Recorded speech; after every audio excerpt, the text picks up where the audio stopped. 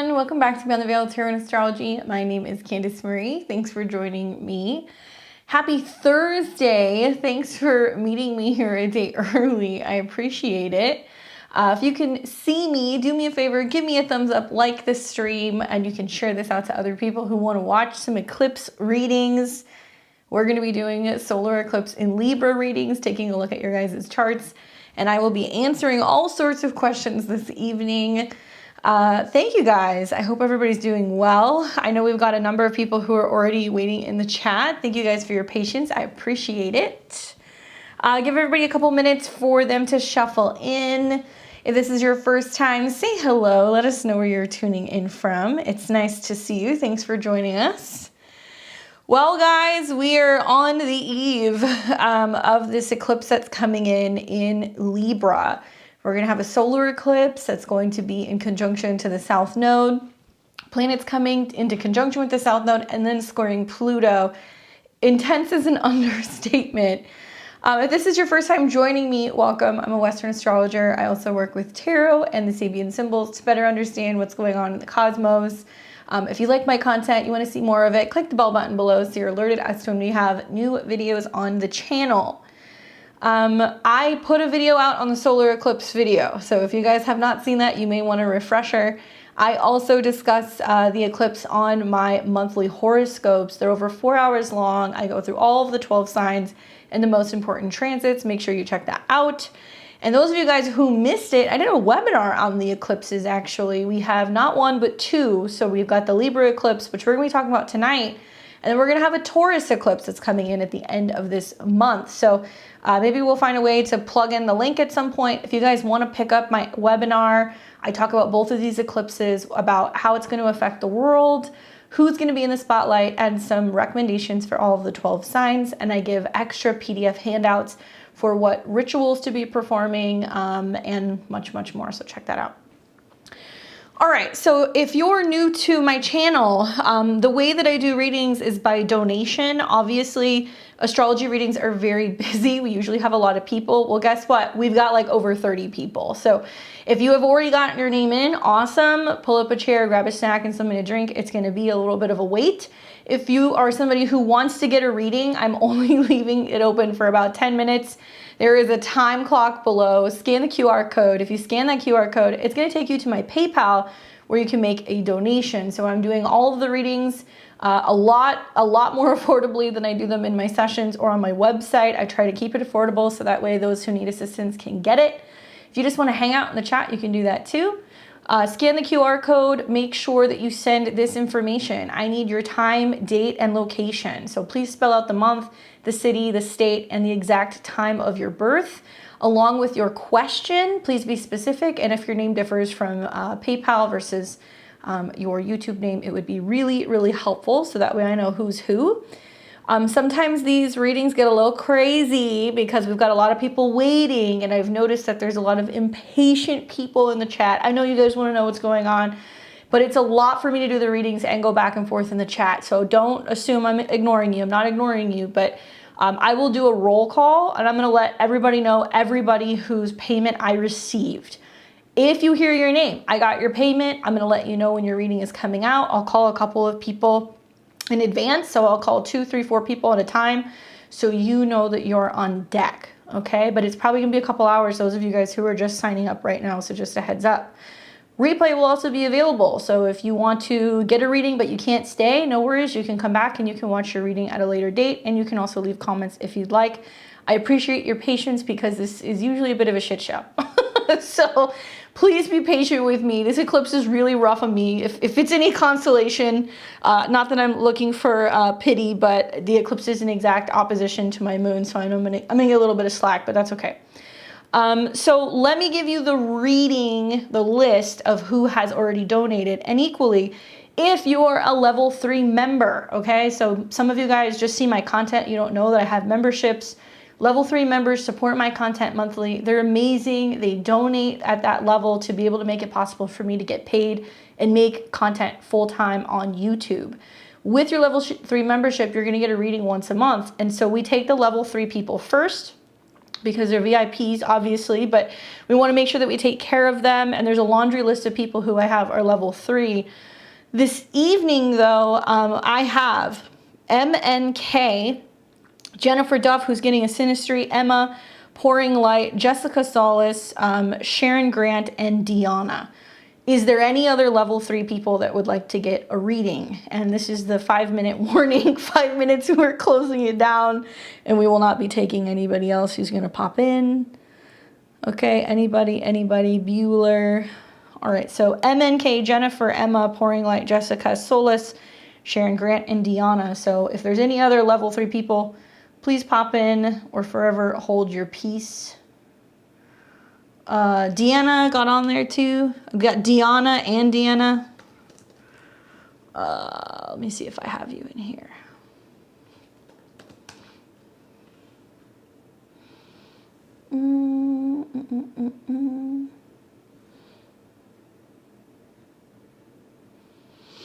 Let me plug you in. And then I will let you know everybody else that I have before we get started.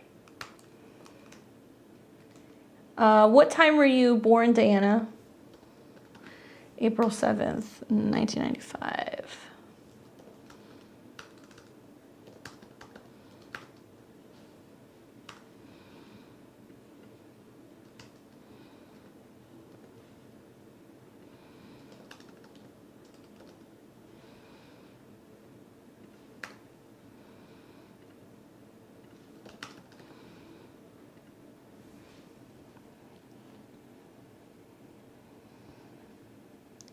All right, so what is that? 9:30?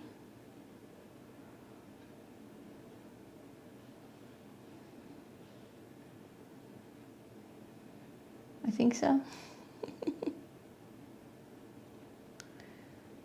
I think that's 9:30. I'm trying to process military time. Sorry. So let me save that. Okay. Actually, no, I think that's 7:30. 22, right? 10:30, thank you. All right. So these are the level 3 people that I've got. Here is everybody else, okay? And I know I'm going to have like a million people that are going to be like, did you get me? Please just listen so you can hear everybody who I've got, because there's a long list of people. All right, so here's who I have. I've got Miss V, Rachel H, Jennifer D. Then we've got Kiki's Crystals, Christine. We have Kendall, Sarah, Jean, Neerman, Jacqueline, Stacy, Rebecca, Emiko. We have got Pouring Light. We've got Christine again for Shane. Simone. Pouring Light, I still did not get your birth time. I need that information from you. Malika. Sivikamar. Tara. Looks like Tuan sent payment. I have no information for you. Julie sent $10 for tarot. We're not doing tarot. We're doing astrology. So, sorry, Julie, I can refund you. And if I can get Tuan, if you can send your birth information, that would be helpful. 2 minutes, guys, and we're going to shut it down. Pouring Light, 6:30 p.m. And anybody who comes in after that time, you will receive a refund because we will not take any payment after that time. Appreciate your patience.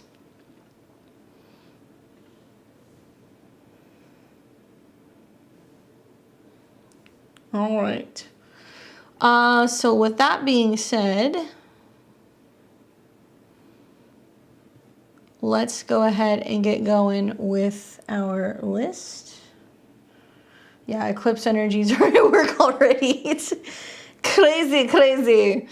Because so much changes with eclipses. Everybody's just like frazzled, you know?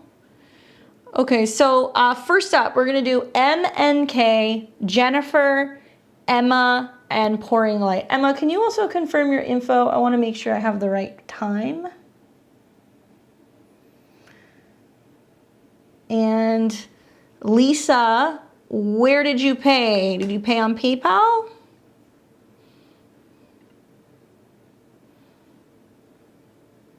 I do not have anything from Elisa on my PayPal. So send me where you paid so we can find out what your PayPal name is. And if you paid on here, you need to have made a donation for $55 US for a question. $1.99. Super chat does not cover the donation for the reading, but if you want to pay the difference, you're welcome to do that. Oh, just MK. Okay. Just MK. I don't know where the N came from. I'm sorry.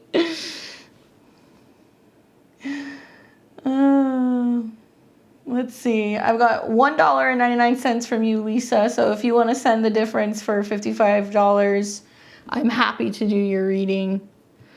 All right, so let's do MK, Jennifer, Emma, and Pouring Light. And then Emma, let me know also if you can confirm your info. I just want to make sure I have the right Emma.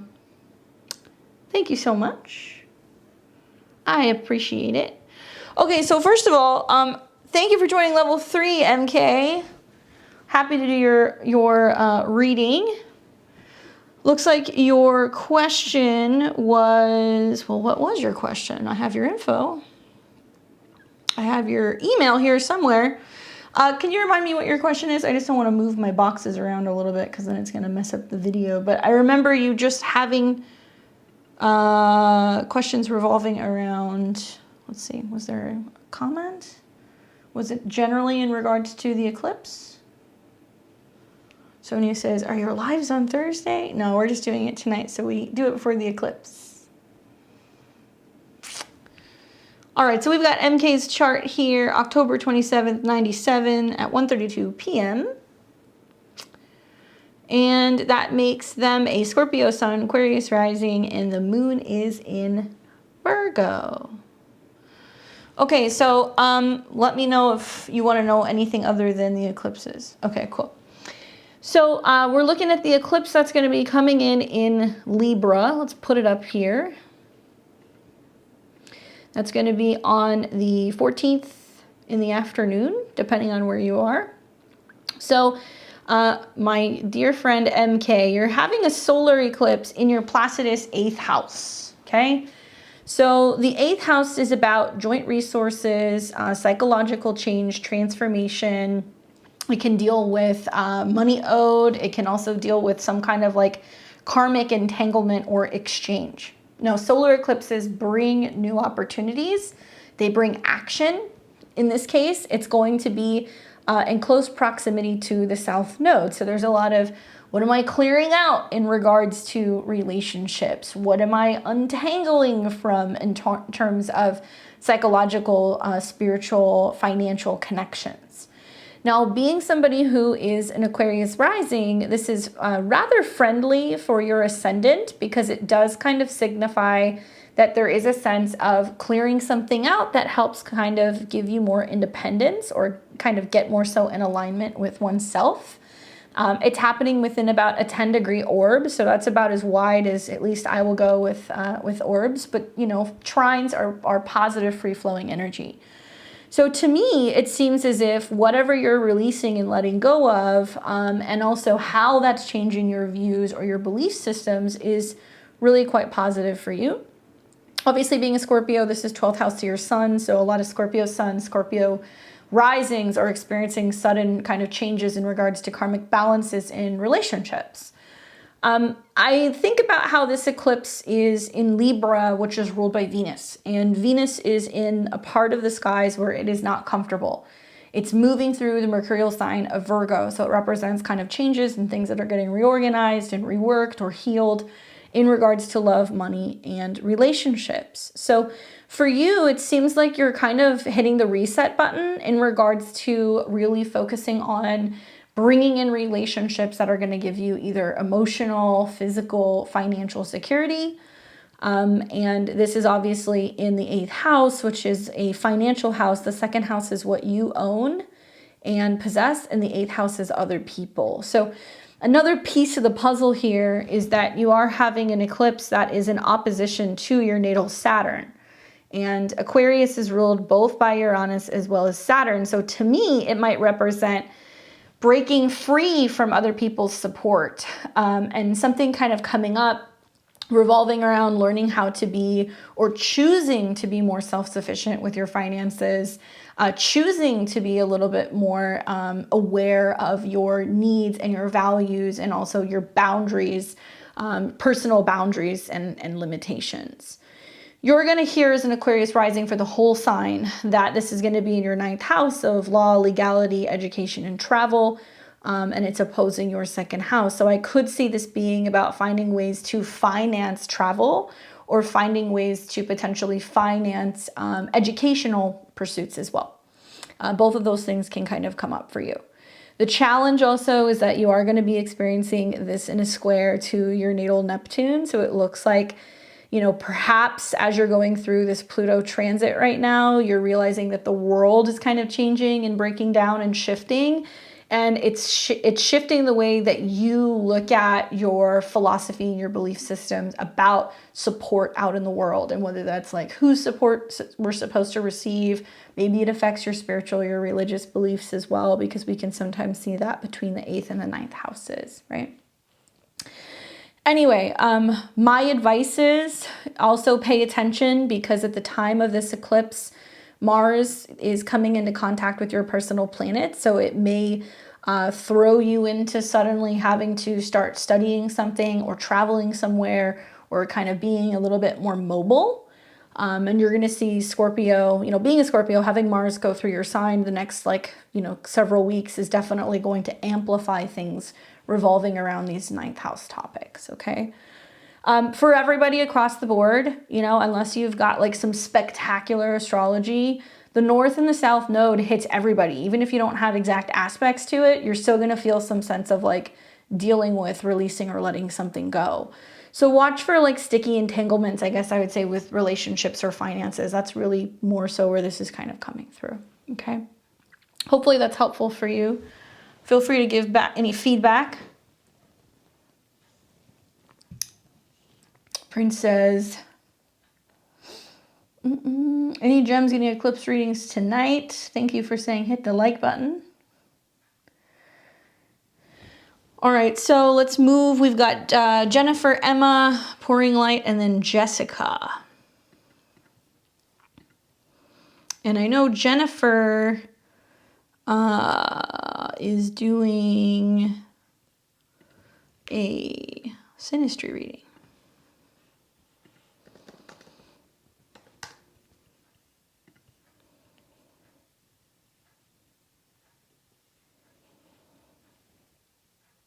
Let's see.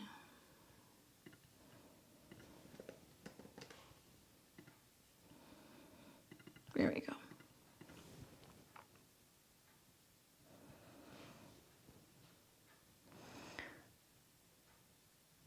My partner's going through a family crisis. 8th house is very relevant.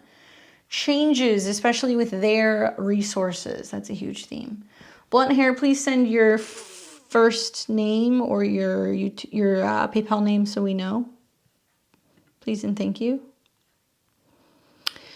All right, so let me take a look here. Let me see what the question was. And those of you guys who are just tuning in, readings are now closed. All right, so let's see. Jennifer, so you are a level 3 member. Welcome. I'd like to get your monthly reading, and you sent a tip. Well, thank you. I really appreciate that. That's very kind of you, Jennifer. I don't know which Jennifer you are, but this is Jen Duff. That's who I'm reading for right now, followed by Emma and Pouring Light. Okay, so first of all, happy almost birthday. I appreciate your donation. That was cool of you. So let's take a look here. A couple things. One is the solar eclipse is pretty damn close here in your first house. You've got a stellium of planets in the sign of Libra. And when this eclipse hits, it's going to be at 21 degrees, which is going to be right smack in between your Juno, which is about how you identify as a partner, and your Pluto. So quite frankly, I think with the South Node being there, it's highlighting tapping into more of the relationship with yourself. It's tapping into your own personal balance.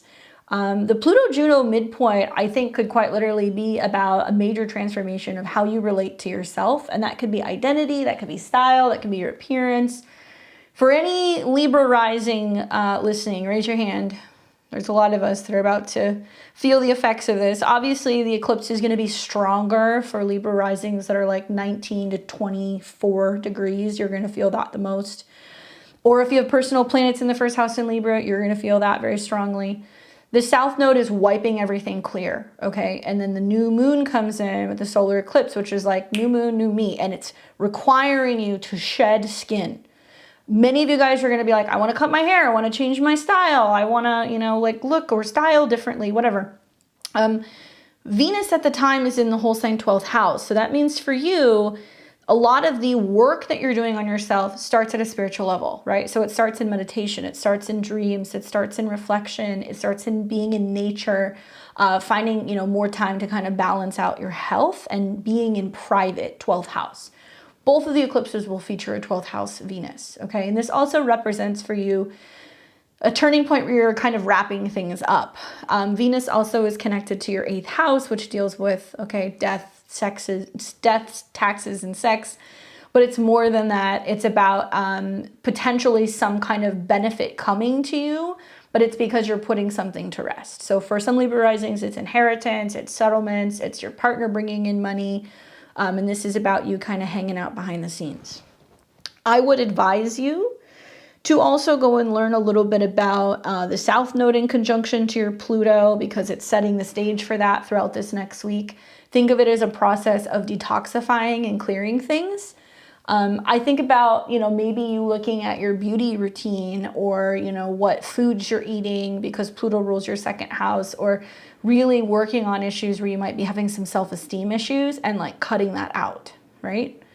Now, this eclipse also will take time to unfold. So if you're a Libra rising listening to this, you're not immediately going to see the effects of this right away. You may start to see the effects of it in Capricorn season when planets are coming into these degrees and squaring this, but you're definitely going to see it spring of next year when you have a lunar eclipse. And then a solar eclipse will be in opposition to this degree as well.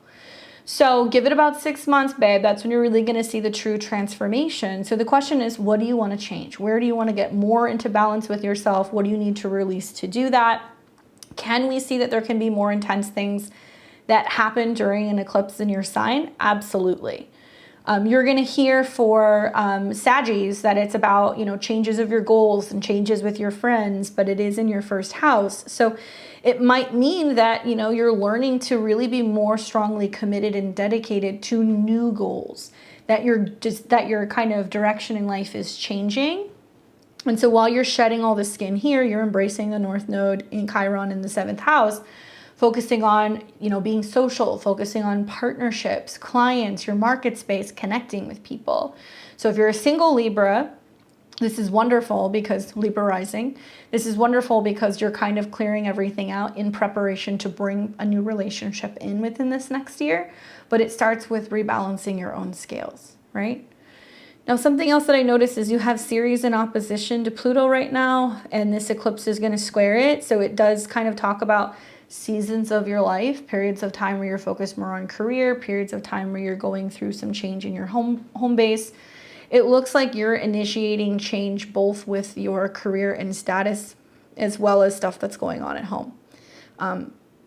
My advice is also pay attention to the Cazimi. I'm going to talk about this on my video on Sunday, but Mercury and Venus are behind the sun, which means there's some information that's going to be relayed after the eclipse, some conversation or something that you've been kind of thinking about, or some secret you've been sitting on. That's going to also kind of come out into the open. So there's something to be said about at the time of the eclipse what happens and whether or not you want to share some kind of news with someone, or you want to kind of let somebody in on some kind of intuitive feeling or hit that you're having as well, okay? Take it easy around the time of the eclipse because, you know, we definitely feel it more physically. So, you know, sometimes resting, fasting, you know, sometimes doing a little chanting, doing some meditation is really helpful as you're kind of going through a lot of emotional kind of release in the first house. Okay. Hopefully that's helpful for you, Jen. I look forward to seeing you soon in the next month or so. We've got Emma. Hey, Emma, when is your birthday? I want to make sure I have the right Emma. And then we've got Pouring Light, Jessica S., Sharon Grant, Deanna, and Deanna. Deanna and Deanna.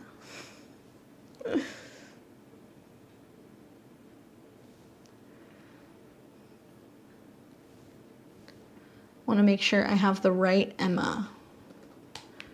Let me know, let me know. I want to say March 18th. I don't want to assume, but I want to say it's March 18th. Let me know, otherwise I'm going to skip you until I hear from you. All right, so let's take Pouring Light, and then Emma, if you can let me know your birth info. Pouring Light. I've got you here April 29th, 1988 at 6:30 p.m. in Albania. Got your question up here. Hey, Candace, I hope you're well. I love any insight.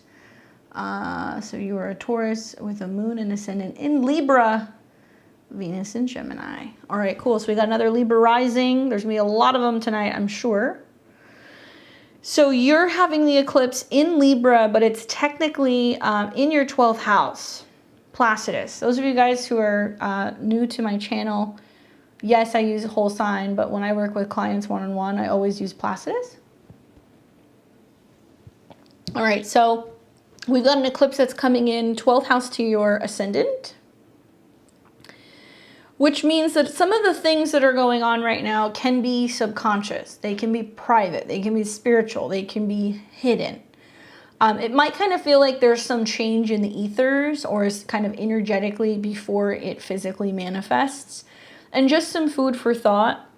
I keep thinking about how hot 27 degrees is this week, how we're going to see the sun and Mercury cazimi on that degree on the 20th of October, which is also about some kind of insight, especially pertaining to your body, or you might have like a download, or there might be some significant information that kind of comes to you.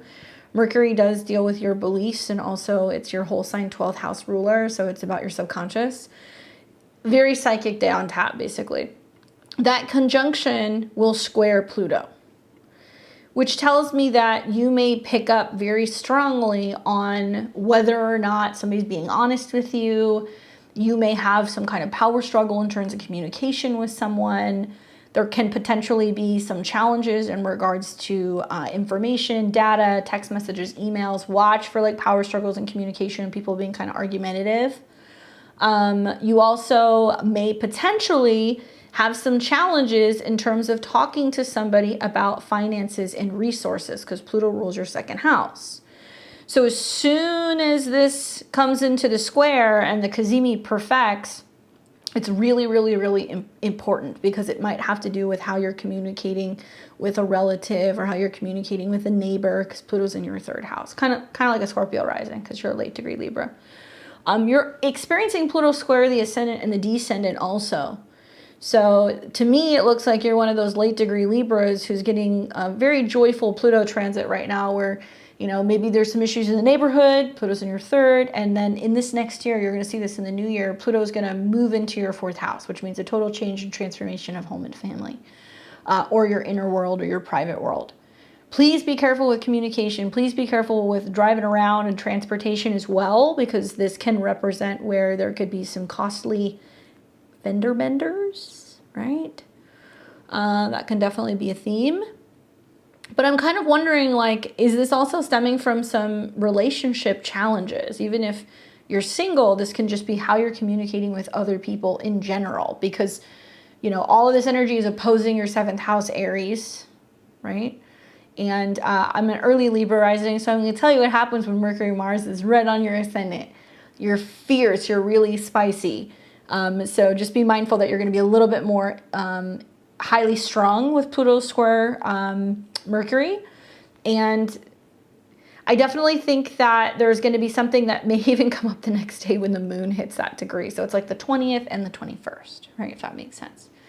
But still, you may benefit along with other Libra risings from this eclipse. It's just, it might be a little bit more private. Most of your first house is actually Scorpio. So you've been getting hit with these Scorpio Taurus eclipses a lot, and you're a Scorpio sun.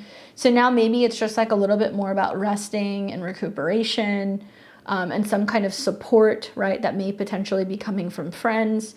There may be a sense of counseling or going back and forth with a group or another person who could be a friend in giving or receiving insight. And there could be some intense conversations going on. So be mindful if you've got a friend that's like calling you, kind of having a meltdown, or if you're feeling like you need some support, you might be calling and checking in with somebody as well, right?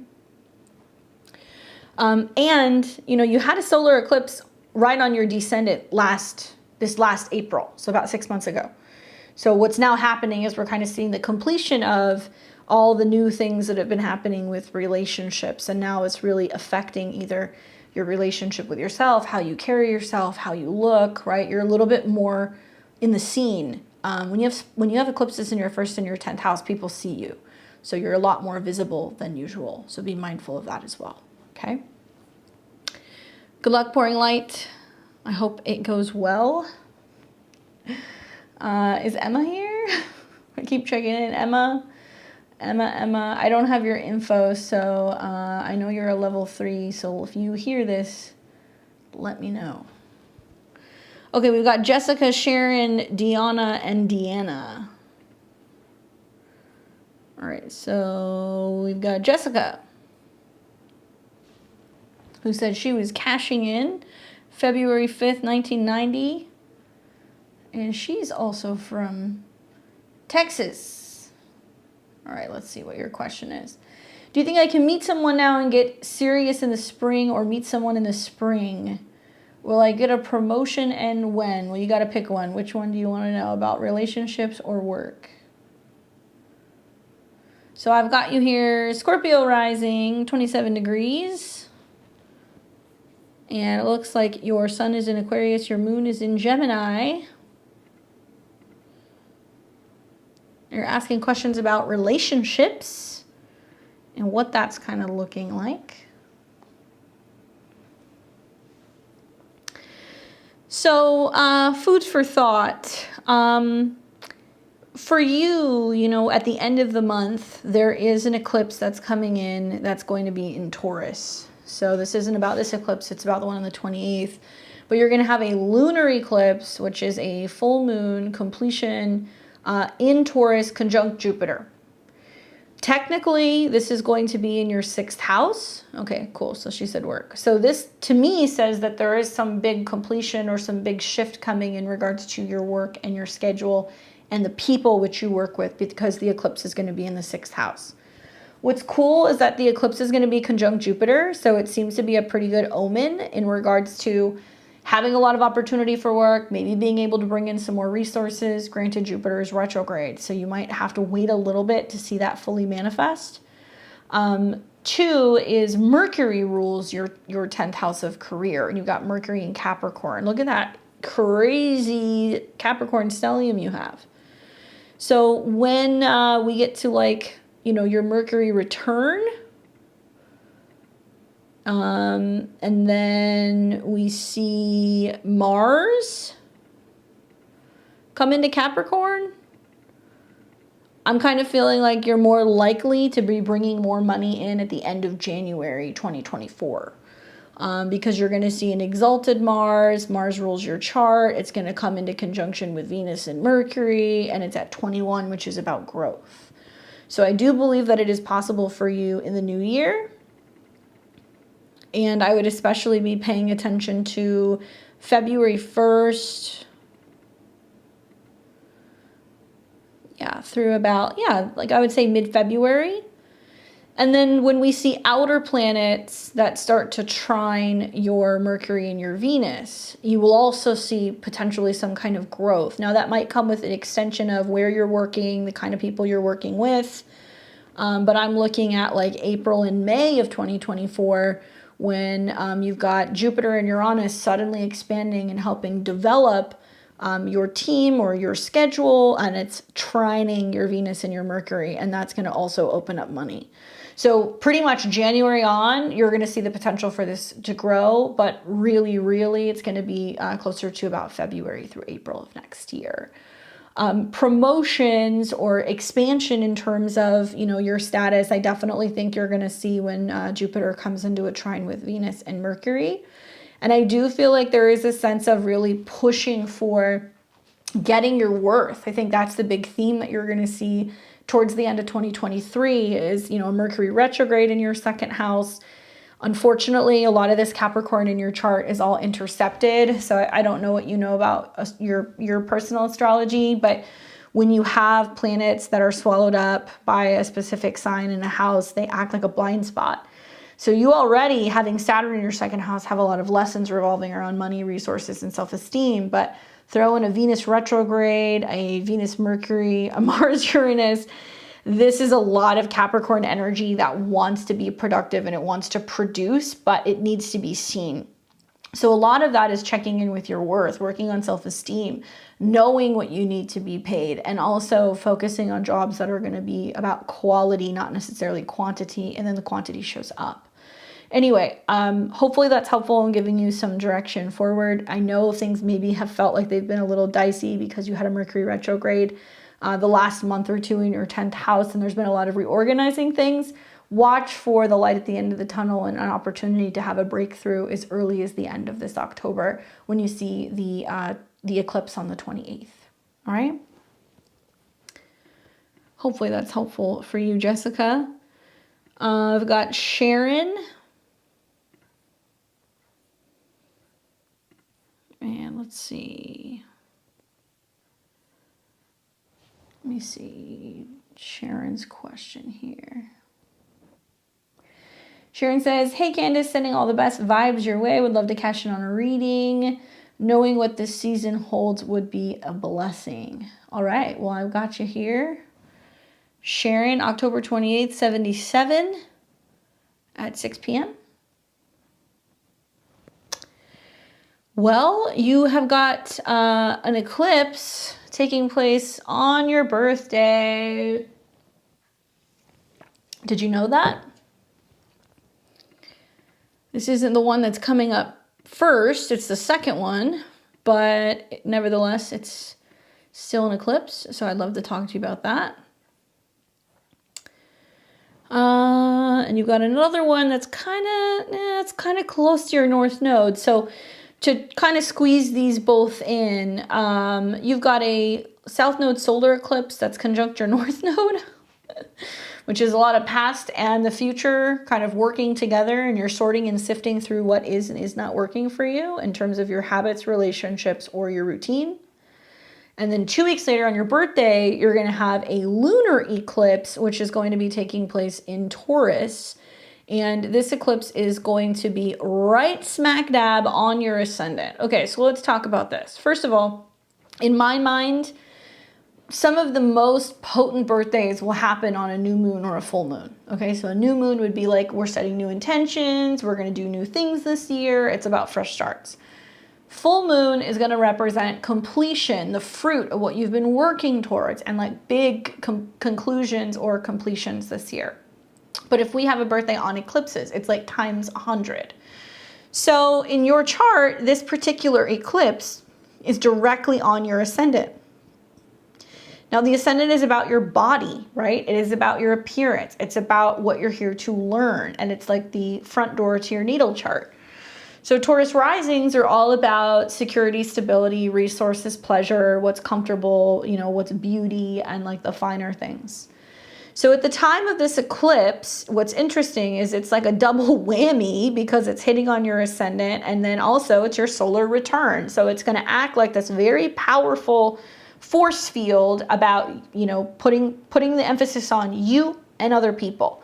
Full moon eclipses like this can literally act like a magnet, and it can bring somebody into your life. Seventh house can be committed relationships, your clients. It can be about spouses, business partners. So if you're single, it's like, it's bringing all the attention to you because the moon and Jupiter are on your ascendant. Think about what's been happening over the last few years. There's been eclipses happening in Scorpio and Taurus. It looks to me like it's been challenging dealing with people. Having the South Node swing through all that Scorpio, where usually you're very relationship oriented, and probably over the last 2 years, you've realized with those eclipses, I have to invest in me. I have to feel good. I can't make it all about other people. I need to do what I need to do for me, and the right relationships will follow, or they will fall into place, or they will kind of work themselves out. So this is that closing chapter. This is the last eclipse that we're seeing in the series of Taurus and Scorpio eclipses. At the time of the eclipse, Venus falls in the 5th house. So this has like a very like mothering, nurturing, taking care of vibe. It's very Empress to me, with an exalted moon in Taurus on your ascendant, which can be indications of completions, fulfillment, births, you know, creative endeavors, projects that you're launching. And then it also has the ruler in your 5th house about creativity, romance, and love. Lots of energy. I mean, you're having a Mercury return, a solar return. You're having Mars directly on your natal Uranus. I would say, if anything, things are going to get really colorful in regards to other people. Because I look at Mercury, Mars, and the Sun in the 7th, where other people are going to be really passionate, really intense. They can be really direct, and they can go after what they want. If they're wanting to partner with you or work with you, if they're wanting to spend time with you. But it's all about how you feel. And so you're going to notice the balance between, you know, you and other people. And if you feel cool, calm, collected, and safe in certain people's presence, it's probably a better relationship. But if certain people are throwing you off and you're like, well, this is kind of taking away from my peace, you might kind of stand back a little bit and be like, I'm trying to gauge whether or not this feels fulfilling, or if I like this, or if this makes me happy. Very romantic. And if you're somebody who's an artist or a creative, it can be really wonderful because Venus is in the 5th.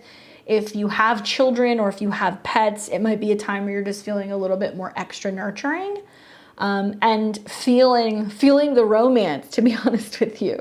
Yes, this eclipse is going to be a closing eclipse, but I do feel like this is one that's going to stick for a little bit. I haven't done the lunar eclipse video yet on my channel, but when Jupiter goes direct, which is going to be, I think, right around the new year, it's going to go direct at 5 degrees.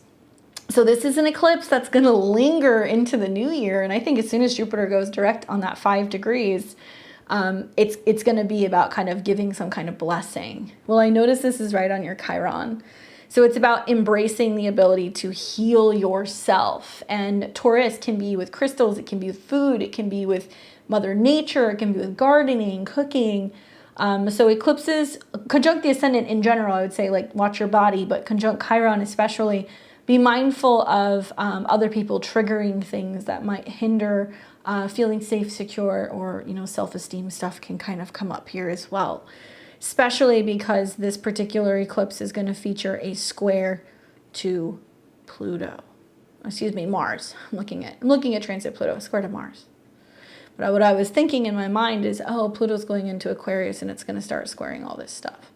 So there's definitely going to be some really big changes on the forefront over the next year or two in regards to your professional life and your career and how that's impacting you, but also your relationships. Okay. Let us know what happens with your birthday. That's a wild one. If anything, you're going to be looking like a goddess. Such great energy with that eclipse on your ascendant. All right, so we've got Diana and then Diana. Diana, let's see.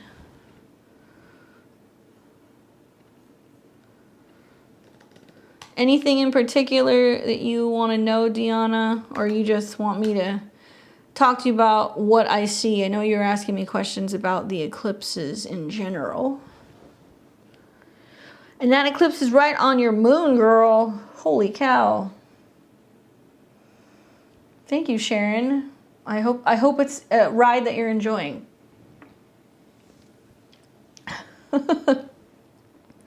All right, so Deanna, girl, you know I'm looking at that solar eclipse that's right on your moon. That looks fun.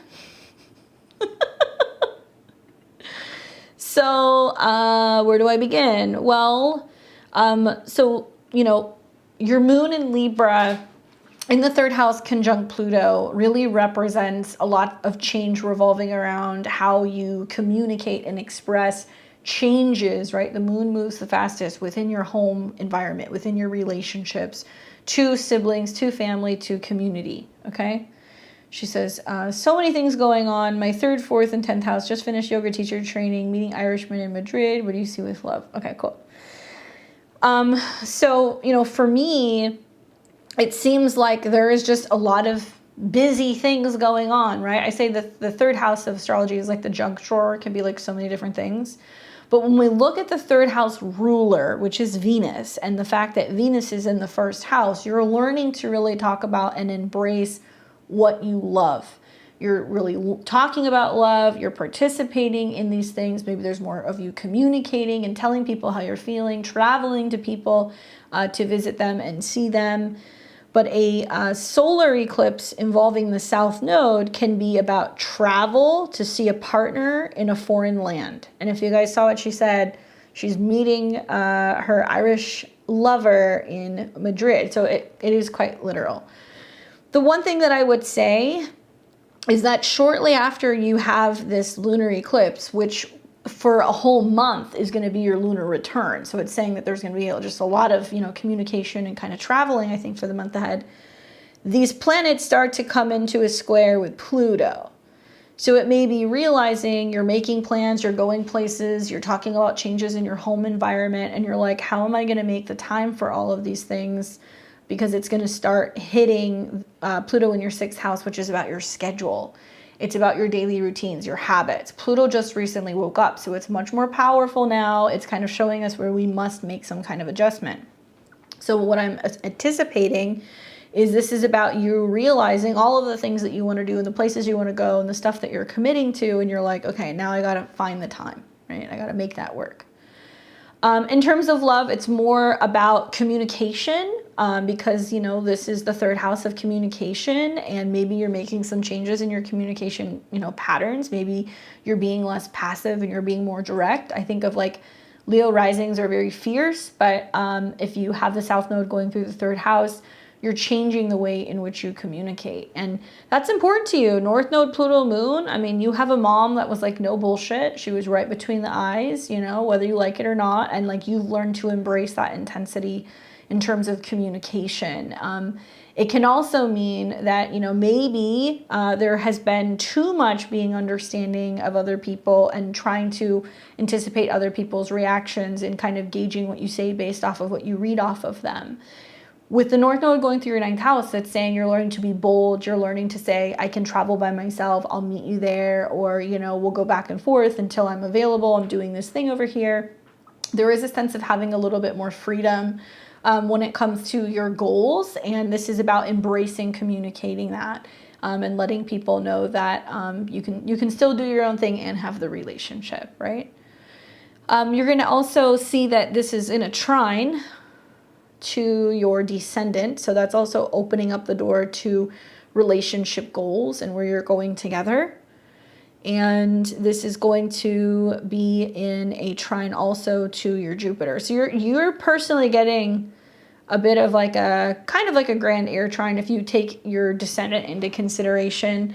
And I think that this is wonderful for being able to kind of leave things like open-ended and maybe not feel like you have to, when you're in the moment, when you're traveling, overly schedule everything. Like you might kind of take an approach that's like, let's just go explore. We don't have to like figure everything out right now, because you might feel like it's too much that you're trying to jam pack into your schedule.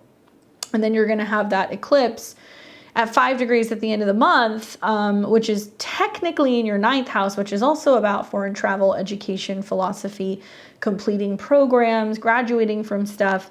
And that's going to be in a direct trine with Saturn and your Venus. So it tells me that you're completing something that means you've mastered it, trying to Saturn.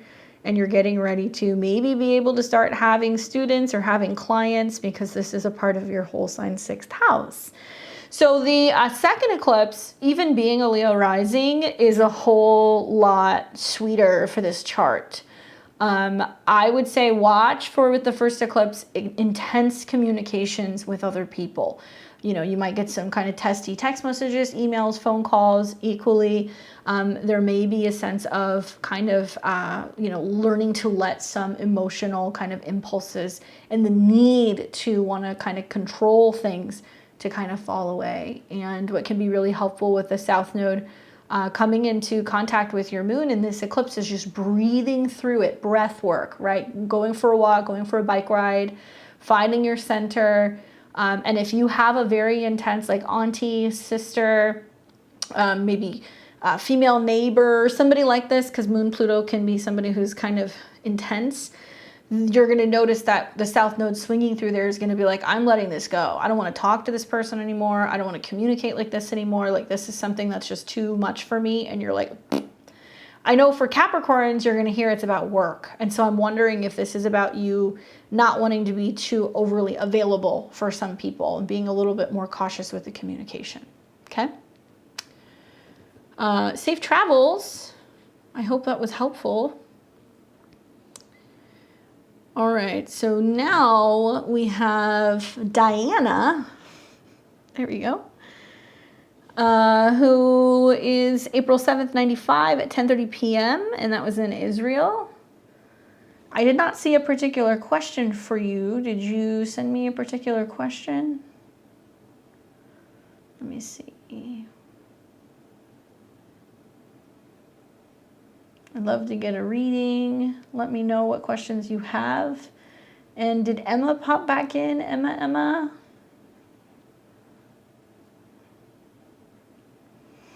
Hey, Ness, we did not get to you yet. I've got you, though. Don't worry. There she is. Hi, lately it's been so much going on in my life. What do you think the eclipses will bring? The first one is on my ascendant. Midpoint squaring my vertex. Is this significant? I'm curious about the second happening on the South Node. Okay, so I have got you here. Sagittarius rising, Sun in Aries, and your moon is in Cancer. Well, let me go and pull the vertex up because I don't have that for my live sessions. But I like that you know what that is.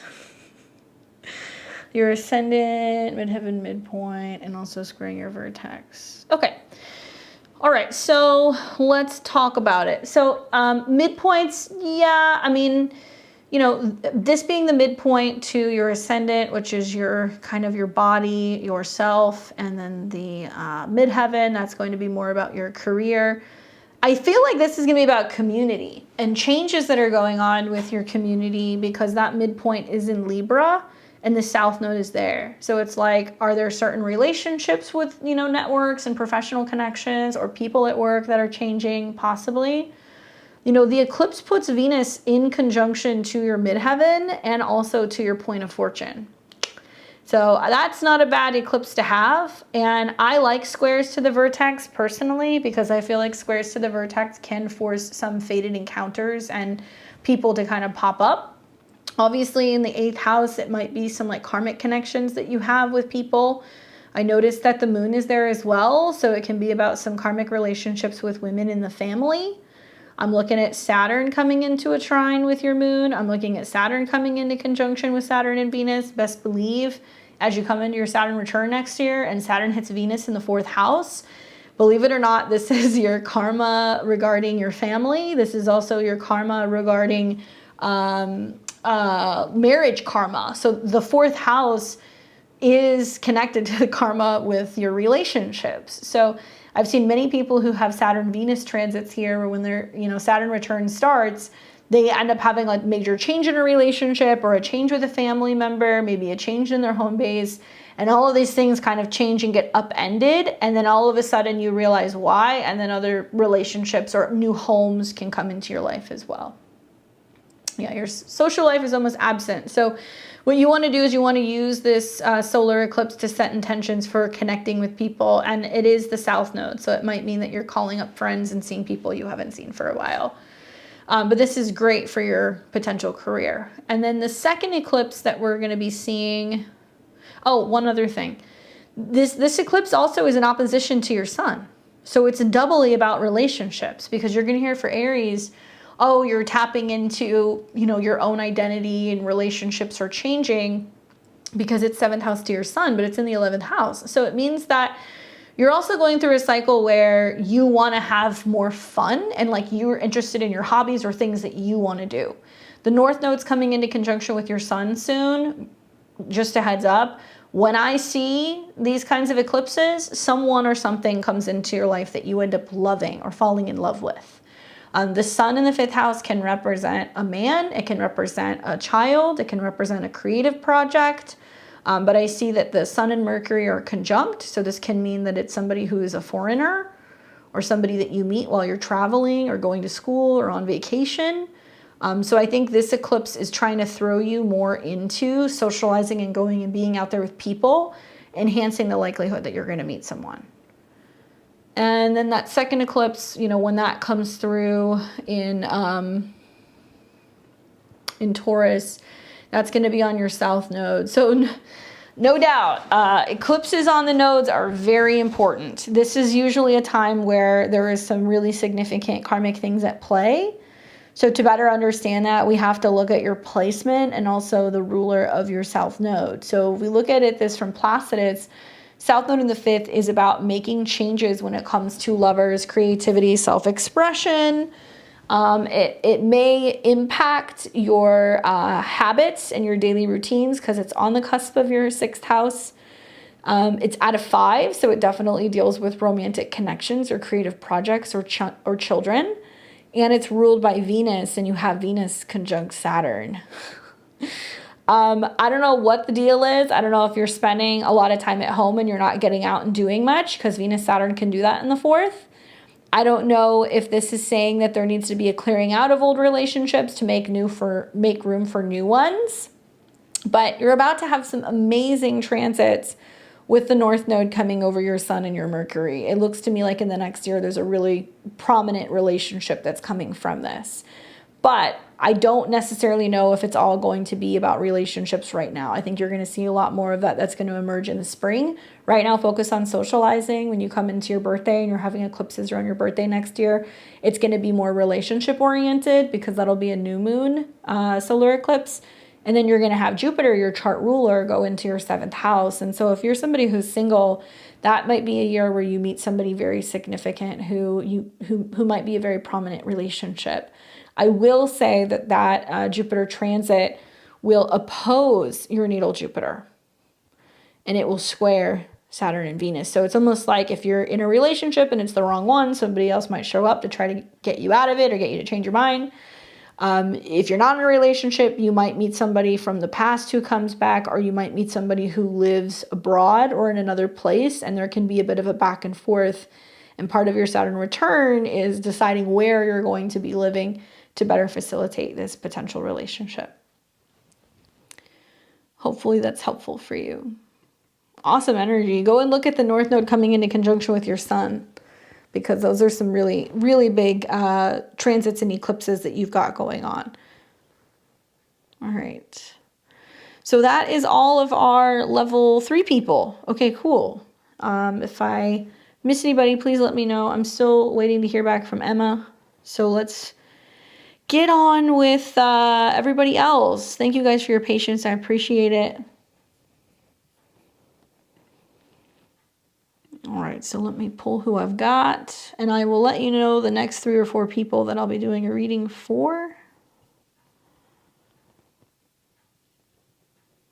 Okay, so we've got Miss V, Rachel,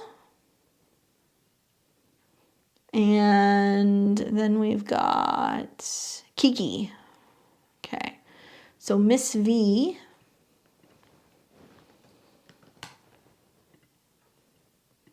What's up, Miss V? I don't know if you're watching this or not, but thanks for popping in. Let's see what she says. Miss V, all right, Eclipse reading, February 1st, 78. So we've got you here, Virgo rising, Sun in Libra, and the moon is in Pisces. Well, Miss, I've got an eclipse on my birthday. Thank you, Ness. We appreciate it. So as far as I'm concerned, time to really set some big intentions here. New moon solar eclipse in your second house is you are setting the stage for what direction you're going to be going in when it comes to your money, your resources, your self-esteem, and your personal spending power. The eclipse is going to be taking place in the second house, conjunct your natal sun, as well as your natal Pluto. And Mars is coming into conjunction with Mercury. So it looks like you're spending some money. That's what it looks like to me, which is funny because Mars conjunct Mercury is what I'm buying, what I'm possessing. But the South Node is there. So it can mean that you're like, I'm cutting back on spending, or I'm selling something and making money, or I'm purging and detoxing or clearing things out. There's something like that going on. The South Node's also transiting your sun very soon, and that can represent undoing. And so the other way I look at this is like, are you looking at things and going, I'm spending money when I'm stressed out, or, money's going missing, or, things, I have too many things, and you get kind of squirrely and you realize it's time to declutter. That literally might happen with this eclipse. You'll hear for Virgo risings that this is also going to be a period where you're releasing or letting go of an income stream or a way of making money. But in your case, when the eclipse comes in, you're going to be seeing. I had the wrong date? What? No? Oh, I'm reading what you put in there. I'm sorry. February 1st. Thank you. I got the two lines in there together. There we go. She's like, no, it's not my birthday. Sorry. Okay. Okay, we've got you here. Sag rising, Aquarius sun. Sag rising, I got you. Ness, it's going to be about maybe an hour. All right, so scratch that. We're a Sag rising, sun in Aquarius, and we've got your moon here in Scorpio. All right, that should sound better. So the eclipse, there we go, on the 14th is on an angle. It's at the top part of your chart. It's conjunct your MC. Okay, so this is really important because this is going to be all about, like your career, your status. It's about visibility. Libra, midheaven is going to be about also opportunities to plant new seeds when it comes to your career and maybe even your reputation. This is a little challenging though, because you are going to be experiencing this eclipse, which is going to be in a direct square with Mercury in Capricorn and with Mars in Cancer. So this, in a way, is creating for you what we call a grand cardinal cross. So it's putting all 4 points together. There we go. And bringing pressure to all 4 areas of self and communication, of home and your personal private drive and desires, 7th house of relationships with others, and 10th house, your career. Well, I mean, one thing I'll tell you is it's not going to take long for you to see the effects of this particular eclipse. I'd give it maybe about 6 months. For me, I think about when I had a solar eclipse conjunct my midheaven, like 6 months later, my whole life was different. And I attribute that to actually looking at where the ruler was at the time of the eclipse. So in your case, the ruler is going to be hanging out in the sign of Virgo, okay, in the 8th house. So it looks like it's about trying to find ways to bring in more resources, right? Trying to tap into more money, more support, more growth in terms of your professional life. I would say if you're looking for a job, start the search. If you're wanting to maybe focus more on your relationships with people at work and how you can collaborate more or grow your network, that's what you want to start doing as well. The challenge is, like I said, the square, and you're going to want to watch all the way through like the 20th, the 22nd. you're going to see the sun, you're going to see Mercury all come into a square with Pluto in the first house, which means things most likely are changing in regards to your relationship with bosses or career. And it's putting the pressure on you as to how you communicate. You know, you've had Pluto on your Mercury for like the better part of the last year or two. So there's been a lot of intensity in communication and also resources. You could listen, I don't want to confuse you, but you could listen to Capricorn rising, because it will talk all about how the solar eclipse is going through the 10th house. And for you, Placidus-wise, that's where it's going. So you may actually resonate a little bit more with the Capricorn rising horoscope. And the fact that the Pluto squares are going to be about pressing you to change. This is 10 houses away from Capricorn. So it does kind of indicate that the Capricorn area is being pressured to shift or transform in some way. So it can definitely be in regards to, like, you know, finances or financial responsibility or limitations around finances. But the positive is that you're in Aquarius. So this is trining all of your Aquarius stuff, helping you really focus on being grounded and having security, especially when it comes to your personal possessions. Within 6 months, this will turn into a full moon lunar eclipse.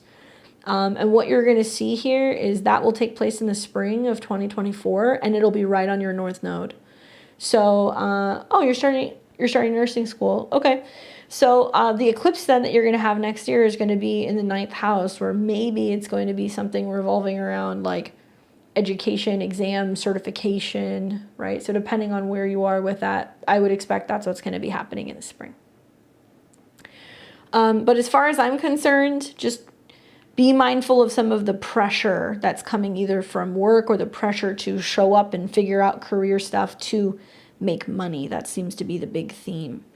And if you caught some of the readings that I did for other people, the Sun and Mercury are going to keep moving until they square Pluto. So this intensity is very strong until about the 22nd. The astro weather I did this week on Sunday talks all about this and how to watch for the squares between Mercury and Pluto. To me, it seems like a lot of like letting people know something is going to change. So are you going to be working part-time, or are you quitting your job? Is your schedule changing? Something like that going on that you're having to tell people at work, because the South Node there makes me feel like you're giving something up. Let me know. Good luck with nursing school. It's exciting.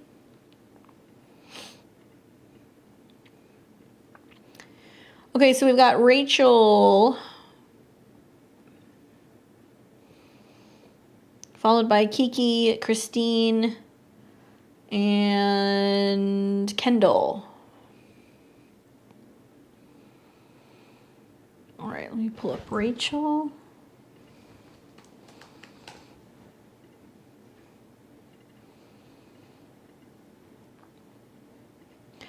Rachel says September 1st, 96, 9:35 a.m. in Detroit. So that should give you a Libra rising, Sun in Virgo, Moon in Taurus.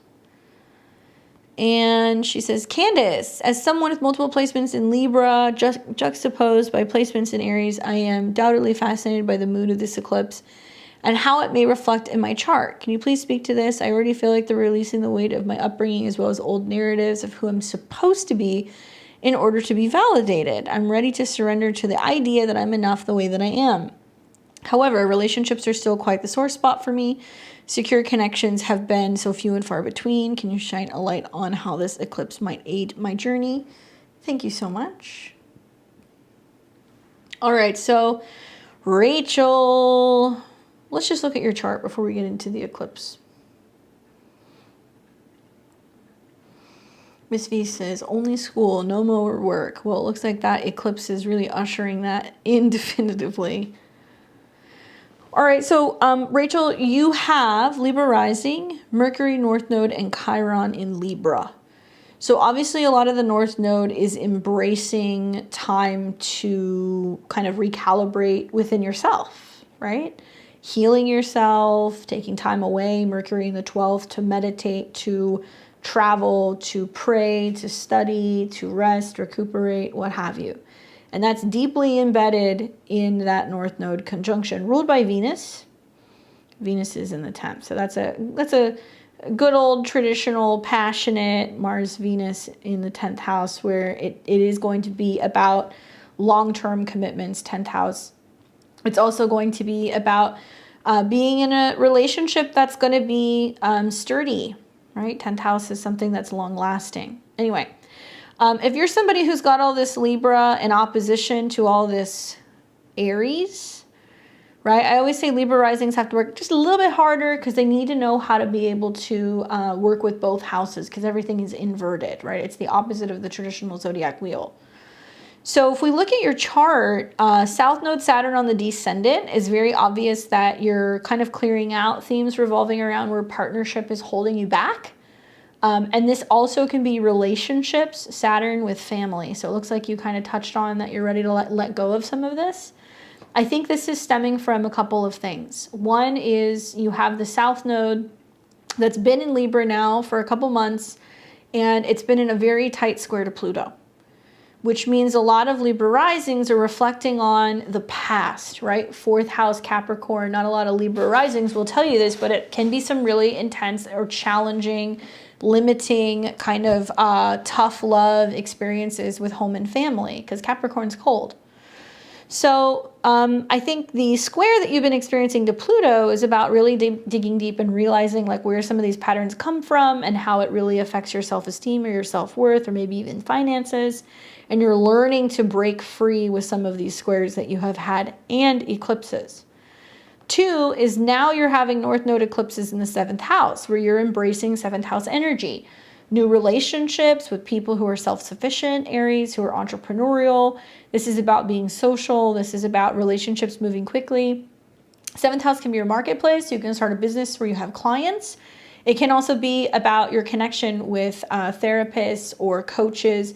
7th house is also your astrologer. So it's pretty common when people are having transits through their 7th house that they will seek the support of one of those people. Really, it's about letting go of old versions of yourself and learning to be nicer to yourself and not repeat some of these patterns that have been coming up since your childhood, to put it simply.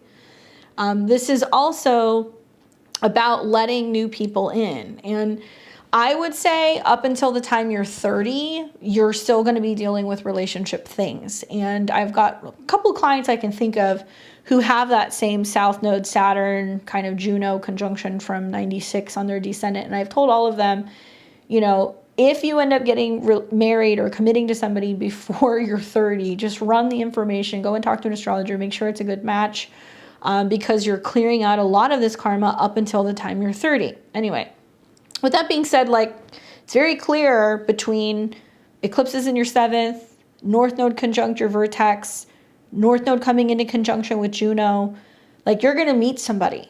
That's what's going to happen. If you have not already, or a relationship that's already pre-existing is going to really develop.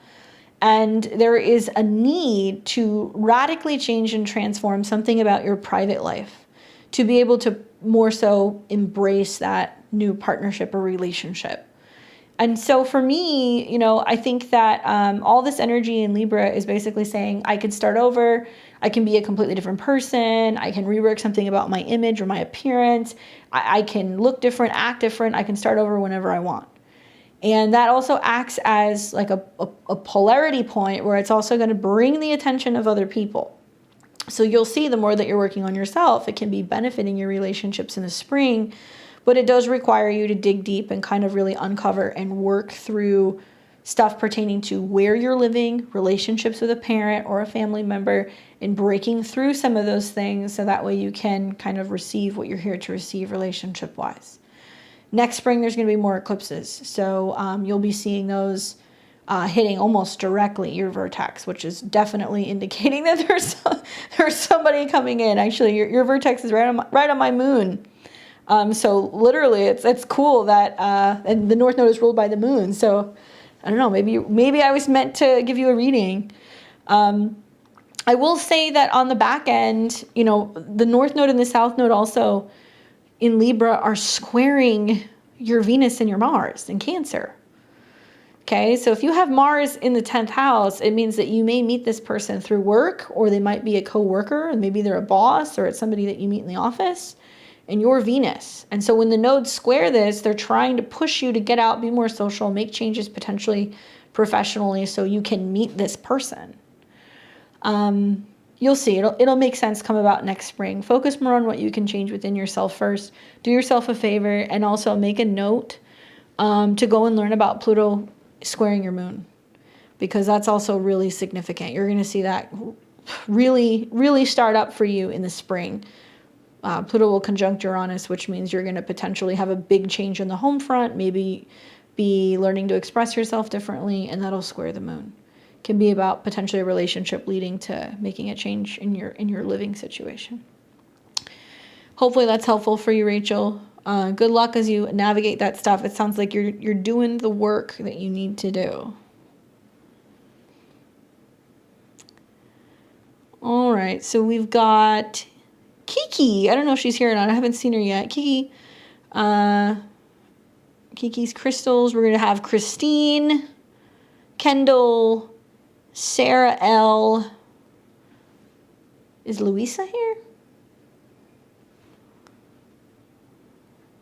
But that's who I've got. Kiki, Christine,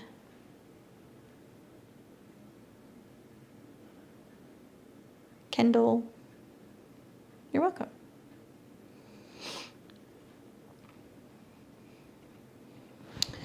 She says, help.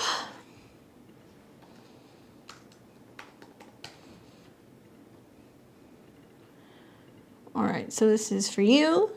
There she is. What's up, Kirsten? Okay, so Aquarius rising, Sun in Scorpio, Moon in Gemini. Well, you gotta love that Uranus opposition square the nodes. You're born 2 days after me, so this is not a fun transit. It's not as exciting as I thought it was going to be. It's annoying.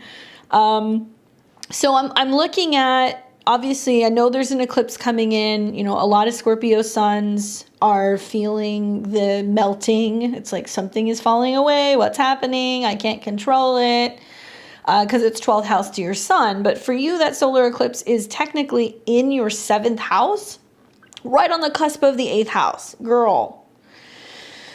Well, maybe I'm superstitious, but the 8th house cusp is very significant in my mind because it does represent, you know, the true merger, okay? It does represent the true sense of being vulnerable, right? When you go from the 7th house of partnerships to the 8th house of merger, it's like you go from being together to being like, oh, now we pay taxes together. Oh, now we do life together, we sleep together, we have to share all of our fears and our vulnerabilities. Like it's a really, really, really, really deep place. So having an eclipse right on the cusp of this, ruled by Venus, means that there is some major profound shift going on in relationships and in joint resources and finances. Insurance things can come up. And, you know, whether or not you have insurance, if you get insurance, what's covered, how you're paying for things, your guys' debt, and, you know, the things that you invest in together. Thankfully, this is an eclipse that's trining your north node, and it's also trining your ascendant. So when in doubt, breathe, right? Take a breath, take time to rest, reflect, meditate, journal, do all of these air-related things. You're going to hear that it's the 9th house trine to your ascendant. So it can be about a shift in belief system, philosophy, education, and, you know, South Node Libra eclipses in the 9th. As a Scorpio, I think this is about you having to let go of a lot of old ways of thinking about relationships or assumptions that might come with relationships as well. The other thing to take into consideration is that this is also an eclipse, you know, with the trines to your ascendant and the trines to your whole sign 5th house moon. It can be things pertaining to education and a child, travel and children. And sometimes, you know, eclipses that are aspecting your moon can be about changes with the home or feelings revolving around home, nurturing, and like mothers and mother related things that come up. All right. And then 2, the other thing that I was noticing is that you are going to have this second eclipse that's going to be coming in opposition to your Mars. So just make a note of October 28th. It's a money eclipse. It's in your second house. It's about resources and some kind of positive stuff coming in, but it's almost like money going in, money going out, money coming in, money going out. So paying for things or getting things kind of like restocked in some way. That one's going to sextile Saturn on your ascendant and oppose your Mars. And you're going to hear as a Scorpio that that's going to be a relationship degree, possibly. But once again, I think it's about finding the balance in certain financial situations, right? Mom life is no joke. Yeah, you're having Saturn that's also coming into a square with your moon in this next year. Really, what's going on, to be frank with you, you know, if I were to think of this as like a whole sign chart, and it might be easier to, you have the Scorpio sun at 22 degrees, which means being a boss, you know, what you're managing, what you're taking care of. Whole sign 10th house. Okay. Uranus is now coming into your whole sign 4th house, erratically kind of changing things. Your schedule's all over the place with the house. You're maybe questioning whether or not there needs to be a change in the house, changes with family members, which is opposing your sun, which means that it's bringing up some stress revolving around how you're changing things on the home front, making it possible for you to work. And the sun represents your husband. So it's about you guys trying to find a way to like juggle this schedule. Right? If both of you guys are trying to work, or if you're trying to orchestrate a move or trying to get more support from family, Sun in opposition to Uranus is a little overwhelming. So you're going to be in this off and on really for the next like year. And you're going to see Jupiter and Uranus come into an opposition with your Sun next year. And that's going to be about big changes at home. Just run into space, offer Reiki in person, make a piece off the block chakra. It's hard to juggle everything. Yeah. So the eclipse in the 12th house, 12th house to your sun in the 9th house, whole sign, I think is going to be about a shift in regards to your beliefs. Okay. And it might also be tapping into some kind of marketing abilities where you're focusing on like marketing and promoting your business a little bit more. It's the second one that is possibly with the opposition of Mars that's going to be a little bit more challenging, but I think this is about learning, you know, to kind of better gauge what you're going to be charging for services and also increase costs of products and what that's costing you. Hopefully that is helpful. Keep me updated. Hope all is well with you guys. All right, so I've got Christine, which I realize now is Joy and Gary. So she's asking about her and her husband.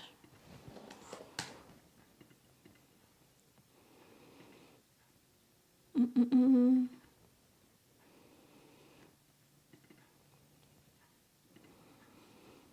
want to make sure I've got the right info here.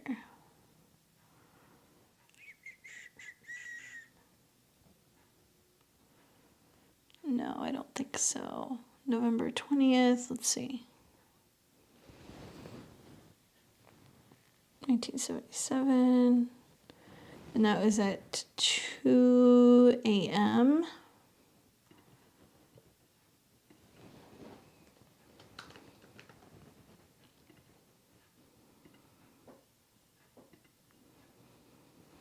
Okay, and then we've got Tim.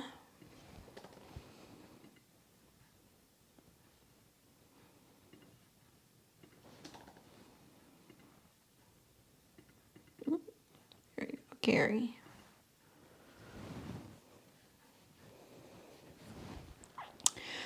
Okay, subsidiary composite. All right, so I'm looking at the composite for the two of you guys together. I know you're asking synastry questions, but if you're asking how things are going to affect the relationship, I'm going to do the midpoint. So that's for both of your guys' birthdays together. So the question was in regards to Gary and Joy, how the solar eclipse is going to affect your guys' life together and what you need to know.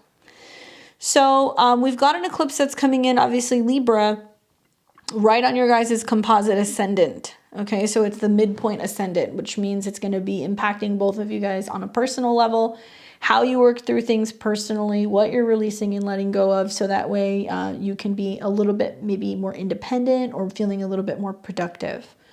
That eclipse also is going to start to slightly come into a trine. It's wide, but it is kind of trining Venus. Let me pull this up here. So that's good for home, family, relationships, children, romance even, but more about, having what you need within the home space. What's interesting is that the eclipse is also going to feature Mercury on the ascendant. So there's a lot of communicating, how are you feeling? What's going on? Do you need anything? No, I'm good. Okay, great. Off to what I'm doing. To me, it might be about breaking down maybe patterns within the relationship where there's too much togetherness. So if you're together all the time, you're working together all the time, you're losing track of things that you're both wanting to do independently, this eclipse might bring some of that stuff up, but in like a loving, gentle manner. It doesn't make me feel like it's in a bad way. 2 is when this eclipse hits, we've got Venus, which is the ruler in the 11th house. And so it does seem like there is sweetness coming from friends, or you guys focusing more on your goals. This can also be about themes revolving around, like connection to some of your social groups. So it might be alluding to that there's opportunity for that. Venus will also be trining your guys' composite moon. So it's also giving space for both of you guys to be focusing on your goals together and how you're better nurturing goals, and maybe talking to staff, or maybe, talking to people, groups of people that you're working with, because Venus is there. I do think that something to take into consideration is that, the eclipse on the ascendant will be in opposition to Chiron on the descendant in Aries.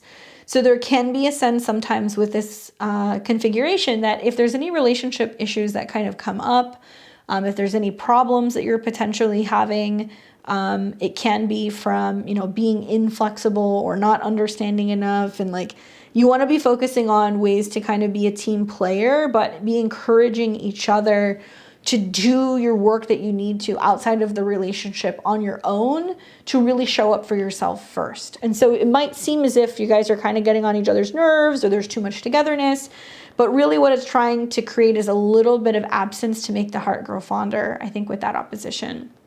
Now, this is also going to square your natal Mars and Jupiter, which means what's happening is you guys are trying to focus on, being too quick to make decisions, being, too people pleasing. You're letting go of being too understanding.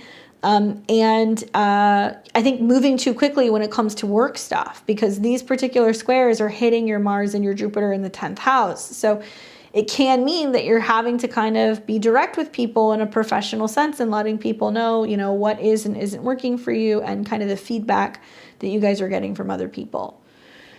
The square to Mars does make me feel like you guys might kind of have a difference of opinion on how to handle things in regards to, directions within the home, or, kind of guiding your kids, or you might have two difference of opinions when it comes to something that's going on at work. This eclipse will take 6 months to fully manifest. So I do feel like I would be paying attention to what's happening in the spring, because in the spring, when this becomes a full moon, you're going to have Venus that's going to be in Pisces. And I do feel like maybe it's cleared out some things for you, where you guys have been trying to focus on ways to spend more time with your kids, or, to make more time for date night or creative fun together. I think you'll see that kind of come full circle around about the time that we have that lunar eclipse that'll be taking place in the new year. And then on the back end also, just towards the end of the month, we have that other eclipse in Taurus. I don't want to focus too much on that right now, but I will say having the eclipse very close to your guys' vertex in your moon tells me that there is some big things that are going to be kind of going on in regards to finances, taxes, money owed, expenses pertaining to work. And that eclipse will be right in conjunction to your moon. I do feel like you guys maybe are partnering with people, or you're learning more about how you can invest or make changes at work to bring more resources in. And in the new year, you're going to see in the spring, Jupiter and Uranus hit the South Node, which means you guys might have changed industries, changed businesses, moved money around, reinvested in something that may prove to be like very lucrative next spring. And so, yeah, I mean, Saturn's trining your midheaven. I'm not worried about money so much or work so much. I'm really looking at how the two of you guys are learning how to both individually tackle things without feeling like you have to be on top of each other, right? Hopefully that's helpful for you guys. Thank you for checking in. It's always nice to see you. Okay, so I've got Kendall, Sarah, Jean, and then we're going to have Ness. Thank you, Ness, for being the digital bouncer. All right, let me pull up Kendall. How's everybody doing? You guys doing okay? I know this is taking a little bit. I appreciate your patience. You're welcome.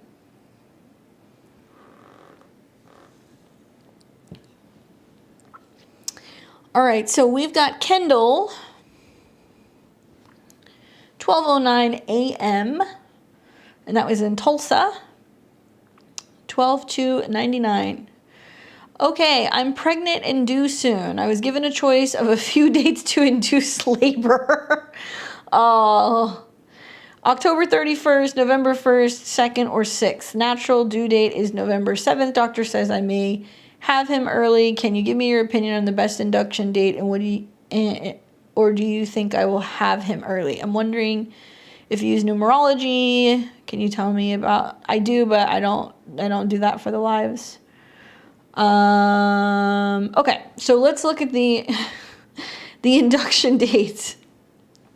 So it's not something like that I advertise, but I will say for like the last 4 years or so, I have definitely designed a number of natal charts. I've had a lot of clients come to me knowing that they're, either planning on getting pregnant and wanting to choose induction dates. People have come to me and they want to know down to the minute that they have the cesarean what the chart's going to look like, and I do that if people ask me. Okay, so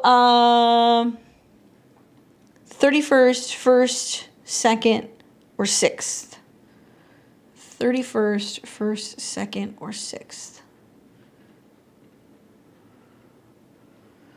31st.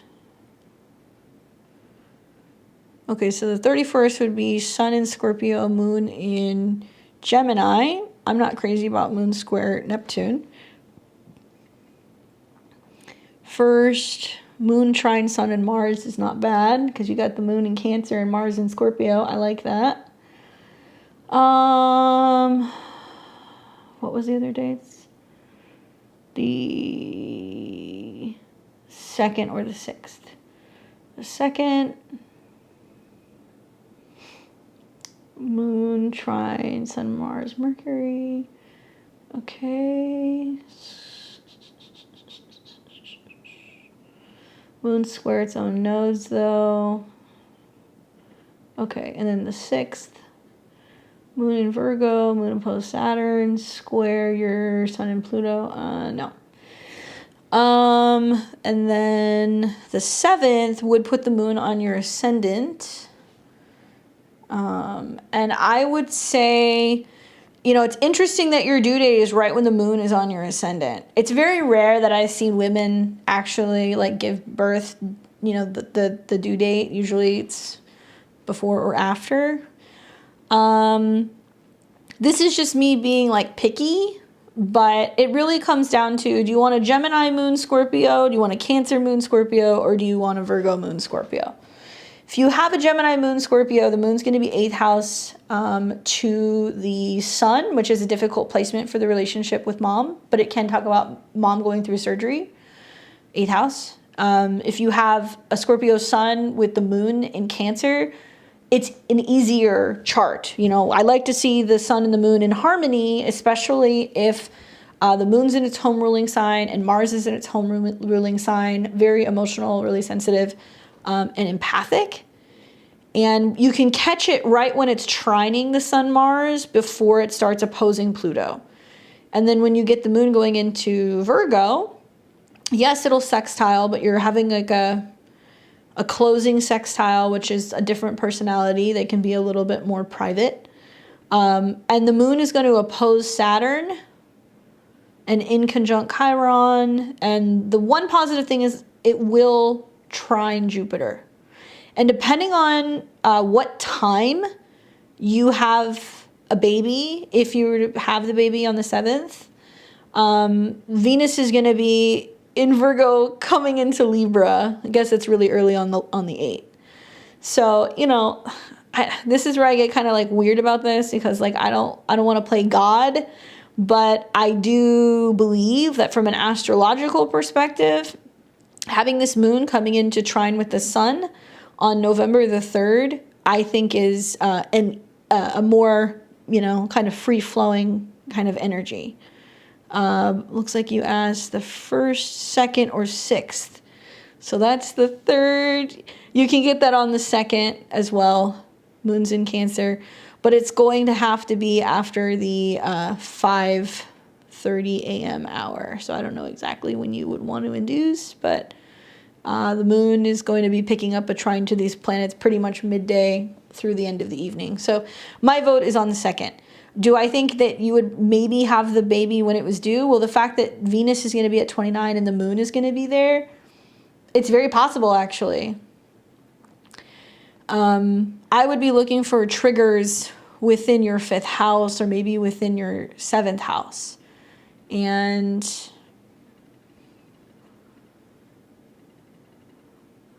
you know, as early as the 27th, you could start seeing stuff coming through. I would do the, can induce on the 2nd or 3rd. Yeah, okay. So then if this were me, I'm feeling like if you're going to do the 3rd, it needs to be earlier in the day. Maybe when the moon's trine Neptune and still picking up some stuff. So I would say like, you know, mid-morning, right? And a lot of it depends on like, you know, where you're born, what the ascendant is going to be. So if you know how to do that stuff, you can kind of tweak some of that stuff. But really fascinating that you guys are going to have a Venus-Ceres conjunction. That's so great for like mother-baby. And you guys have a South Node Venus conjunction. So it means that you guys are reconnecting from a past life. North Node conjunct Jupiter, Jupiter conjunct Saturn. Wow, this kid's gonna really help you grow up a lot. A lot. A lot of it depends on like where you are. I'm not sure where you are. But mid-morning on the 2nd.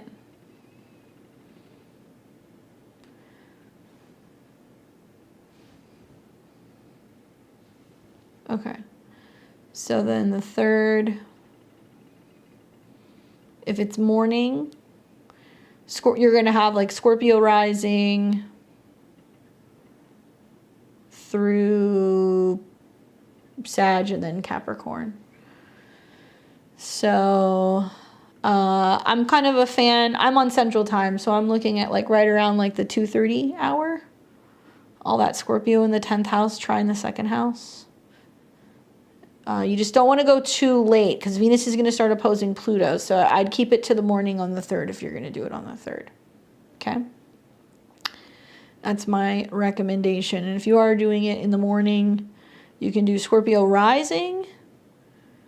I like this, actually. I like this. All this Sun Mars is very strong in the 1st, trine the moon. So this is early on the 3rd. Anyway, hopefully that's helpful for you.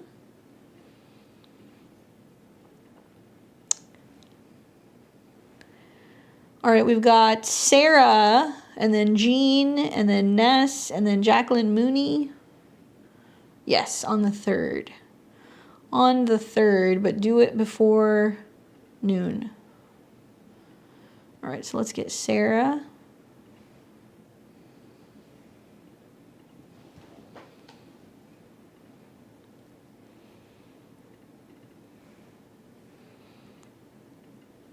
All right, so let's see what Sarah says. Sarah says April 1st, 98. in Stockholm, Sweden. Have a scheduled surgery for October 19th. It was really hard to find another date. Do you think I should reschedule it or go ahead? Okay, so let's take a look. On the 19th, well, I'm sure you've seen me answer questions about surgery here, and you know that it's very rare that those dates are good dates. So I'm just forewarning you now. So you are an Aquarius sun, Aquarius rising, Pisces sun, and then your moon is in Gemini. Okay, so you're needing to have a surgery. You have it scheduled for the 19th. You know what? This sometimes happens if you're born in certain parts of the world. Let me change this up a little bit. Let's make this easier to read. Let's make this equal. Where is my equal? There we go. Sorry, guys. Some of you guys are like, what the hell is going on with this chart? There we go. It's better. Okay, so we've got there we go. Perfect. Your eclipse, which will be taking place here. And then days later, you have the eclipse still kind of impacting you because you're going to have a cazimi. So that's the day of the 19th. Well, Mercury rules your 8th house, which is about surgery, Virgo health, conjunct the sun. So it's about connecting with someone to kind of correct or rebalance something. The only issue here is that this is the day that Sun and Mercury squares Pluto. In general terms, we don't really want to see the 8th house lord in a square with Pluto if we can help it during something in regards to surgery or detoxing or removing something. The positive is that at the time of the cazimi on the 19th, Venus is on your north node. So it is about bringing you the blessing of health. I'm wondering, is there going to be like cosmetic issues? Like, is it going to be very visible that you're having a surgery? Do you want to tell us where you're having surgery or what for? Mars trine Saturn, I mean, that's good for your chart. It's just, I have a feeling something about this makes me feel like it's either going to inhibit you from being able to maintain a schedule, or you're going to need more rest and recuperation than you're anticipating, something like that. And you want to be really careful with anything and everything that you're reading or signing to, because this can be about like legal documents and documentation regarding like signing stuff for health or for, surgical procedures. And that square to Pluto does make me feel like you're gonna be out and recuperating for a little bit, whether that's from work or just like not being visible in the world after you have this thing done. It's not my favorite day. I have to be honest with you. Like, that 8th house lord square Pluto for me is enough to be like, probably not. If you want me to give you some better times, this is just if you feel like rescheduling something, you can do something like when Mercury and Mars are coming into conjunction and trining your Jupiter. So this would be like October 28th. I also like when the moon goes into your 8th house and it trines Jupiter on November 7th. You have a new moon that's going to be coming out of Scorpio, which is going to be on the 13th. You're going to see Mercury is also going to trine your Mars and your Saturn, and that's going to be around November 24th. So these are the days that I like better, personally. Or you can wait until you have an outer planet aspect Mercury. Like, for example, I can see you're going to have an eclipse on your Mercury next year. So you better make sure you like who's doing the surgery, if it's something that's cosmetic, because you'll have an eclipse right on top of your 8th house lord in April of next year. So this also tells me that if you push back your surgery, I'm not telling you to, but if you were, then you would probably end up doing it next spring. And you're going to have Saturn and Mars conjunct your Jupiter, which means if you do decide to do it, then it's going to be something that's, I think, beneficial and probably most likely good timing, right? Sometimes certain times are better than others. I wonder if you've already been having some questions revolving around whether or not you want to stick to the surgery because you've had a retrograde in your 8th house in opposition to Saturn. So maybe you've been already questioning whether or not it's the right time. Anyway, those are the days that I like better. I'm a little weary, though, of the Sun, Mercury square Pluto. You just, at the very least, are probably going to expect that you're going to need a little bit more recovery time than I think you're anticipating. So if you're cool with that, then that's fine. But I'm definitely glad that you're not doing it around the time of the eclipse. That's for sure. And if there's any issues post-op, right, or if the doctor says, check in with us or follow up with us, be very much paying attention to the 21st when the Sun and Mercury come into a square with Pluto and the Moon. So you really need to be monitoring what's going on post-op about the 2nd or 3rd day out of surgery, right? Hopefully that's helpful for you.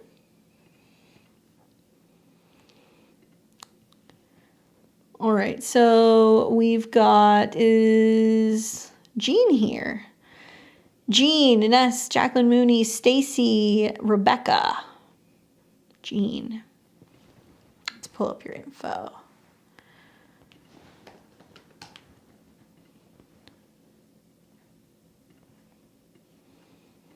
Let's see, where did I put that?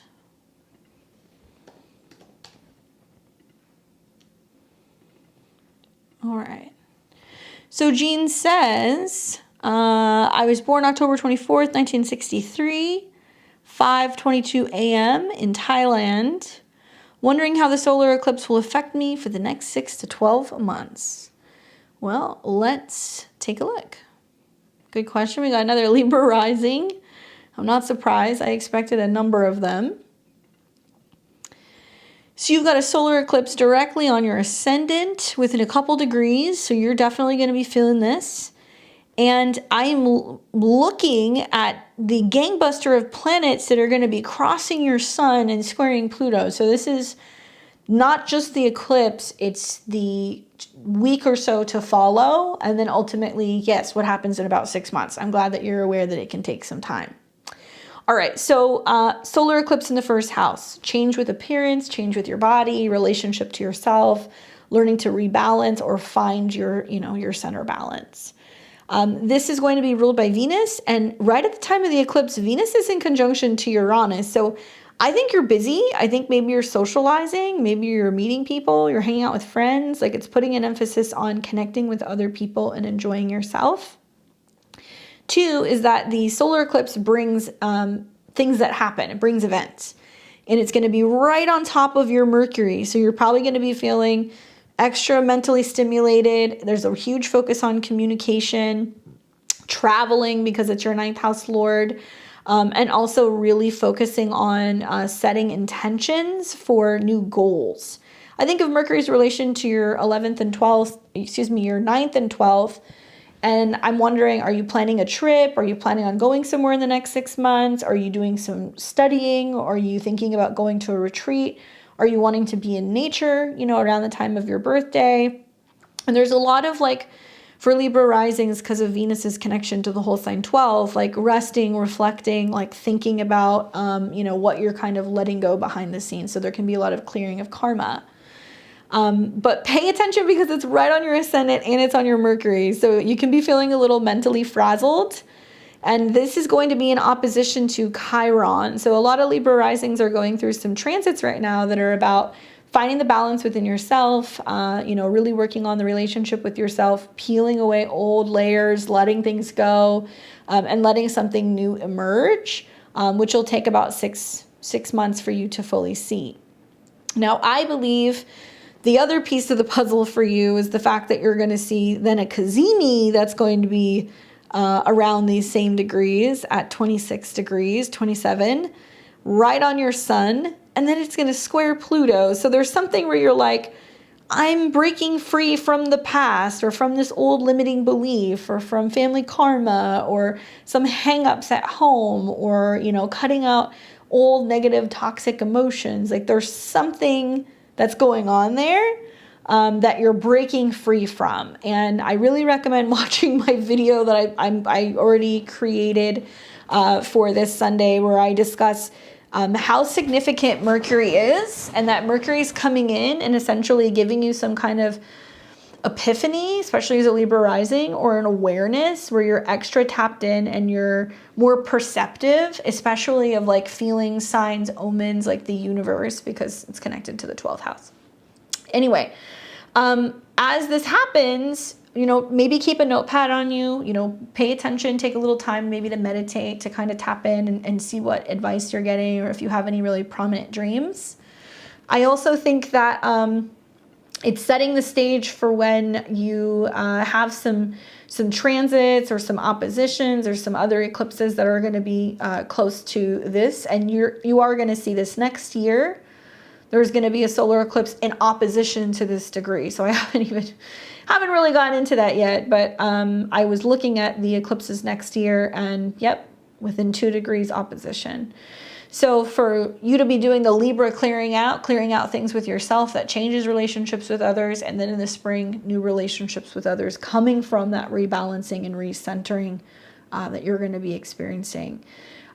Piece of advice: when you have an eclipse conjunct or an aspect to your 12th house lord, you do need more rest and recuperation. It can mean that, you know, if you're running yourself a little ragged or you're running around too much, that, you know, you can feel exhausted, like you need more rest. Like it is possible, because this is also coming into and in conjunct with Neptune. Some Libra risings are more predisposed to having some health issues, just energy drain, right, with the South Node conjunct the Sun.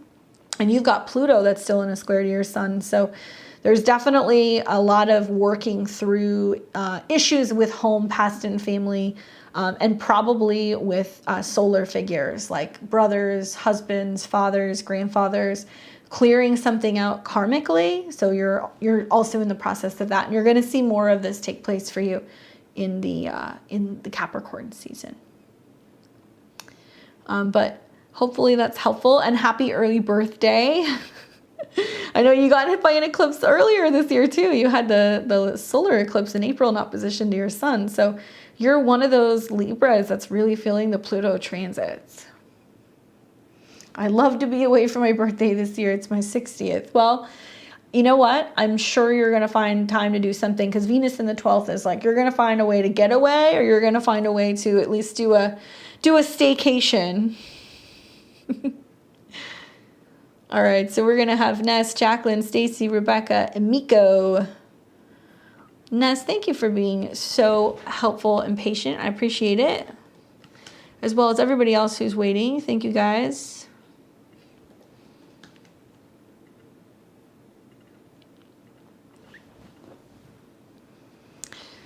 I've got you here. Let's see.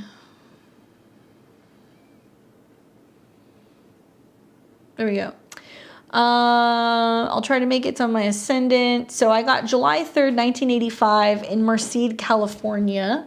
But you said it's on my ascendant, but you didn't put the time. So if you want to let me know what time, I can put that in exactly, but I kind of rectified it to at least make it a Libra rising. But it looks like you're born somewhere between the 1 and like 3 o'clock hour. So if you just want to confirm, I can put this up for you. How's everybody doing? Can you guys tell that the moon is in Libra now? Now it's in Libra. It's no longer in Virgo. So we are officially in the eclipse energy. We're here. Thank you, Gina. I appreciate it. 212. Thank you. Now I can edit this.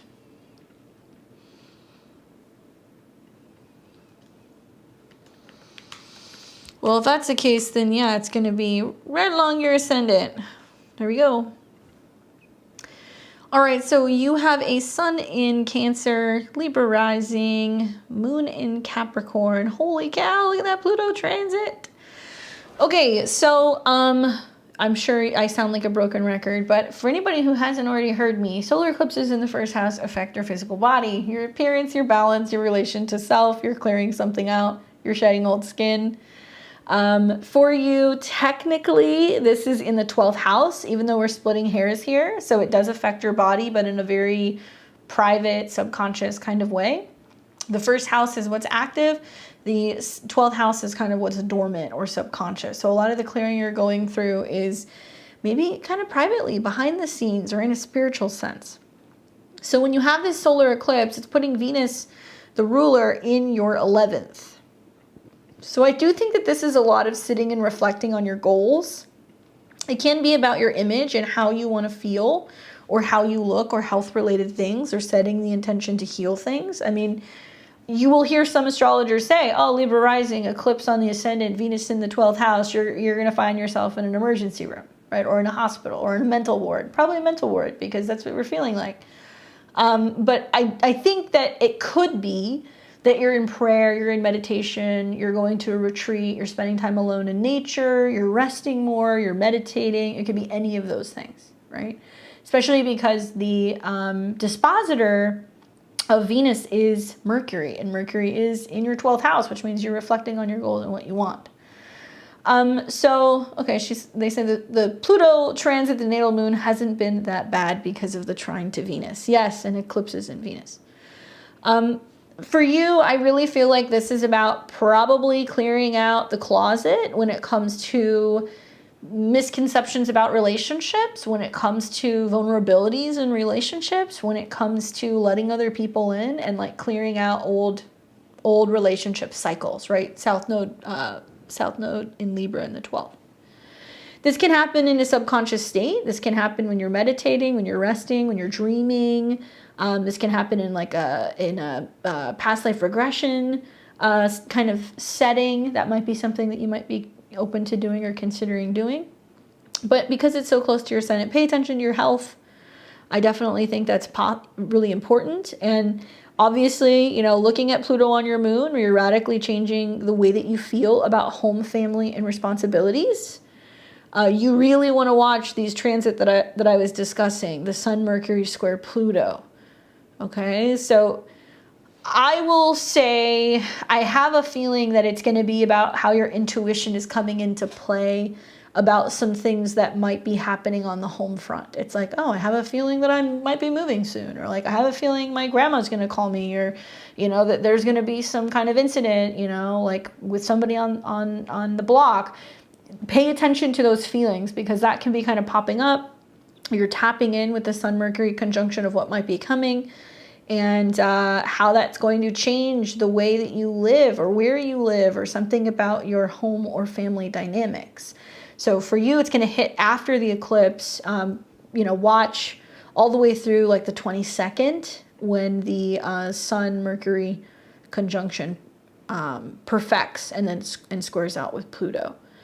And then the other thing that I think is worth mentioning is that second eclipse you're going to have in the 7th house. So it's interesting that you've got an eclipse that's about kind of clearing out things within the self. And then at the end of the month, it's embracing, positive changes in relationships. Jupiter is going to be kind of like hanging around your north node for a while. So that tells me that it's really opening up the potential of who you partner with, or who you're going to be collaborating with, or who you're dating, or who is supporting you, and also the value that these people bring in, because Taurus is about resources and abundance, right? She says, I'm also doing PTSD psychedelic treatment tomorrow. That's good with Pluto on your moon. I've heard a couple of people who are doing like ketamine therapy with that. A lot of psychics have told me a family member is going to be sick in October, November, 3 different ones, and it'll be a surprise, quick decision will be made. As much as I hate to kind of go along with other doom and gloom predictions, it's very possible for a number of reasons. And this is for all Libra risings. Because you're going to see that the solar eclipse is in the first house conjunct the moon. So it's bringing up how you're feeling about your relations to family or one of your parents. And it's also going to be highlighting the fact that the 12th house Lord is coming into conjunction with the sun, And then Venus is going to be in the whole sign 12th house, which can be about saying goodbye to someone or something. And then you have an 8th house eclipse that's going to be at the end of the month, which is a closing out a cycle of, you know, taxes, inheritances, resources. A lot of Libra risings are going to experience potentially, okay, like I don't like saying this, knock on wood, some major change in a relationship with a family member, or releasing or letting something go, and then what you get. So some people, it's an inheritance. Some people, you sell a house and you make a bunch of money, and you sell the house and then you get money from other people. But you're having to say goodbye to things in the process of like making this happen. So just a heads up. And I don't like saying that because I'm not God, but I look at like the Sun, Mercury square Pluto, and maybe you'll have a dream or a feeling on the 20th or the 21st. Then you're going to have that eclipse in Taurus, and that's going to be on the 28th, right? Still, Mercury retrograde, the end of this year in Capricorn, we're going to see, you know, Venus and Mars and Pluto all move through those late degrees of Capricorn right on your moon. And it's not necessarily that either. Pluto's going to sit on your moon for another year. So it's like, yeah, when Pluto hits 29 degrees in the new year, sure, you could see that something could happen where there's a letting go of a relative, especially because this is all trining your chart ruler, Venus. And then next year, Jupiter and Uranus are going to come into conjunction with your Venus. Oh my God. Like, you know, you'll get something, you will inherit something, whether it's property or resources. I mean, I don't think that's your focus, but Pluto is about wealth, right? Pluto rules your second house, and it's going to hit your moon. So something that you receive from relatives, or, you know, home, property, some kind of possession. Anyway, I hate to say that, but yeah, I can see some similar things that are coming through, but it could extend into you know, the beginning of this next year. So it's not necessarily right now. Hopefully that's helpful for you, Ness. I appreciate it.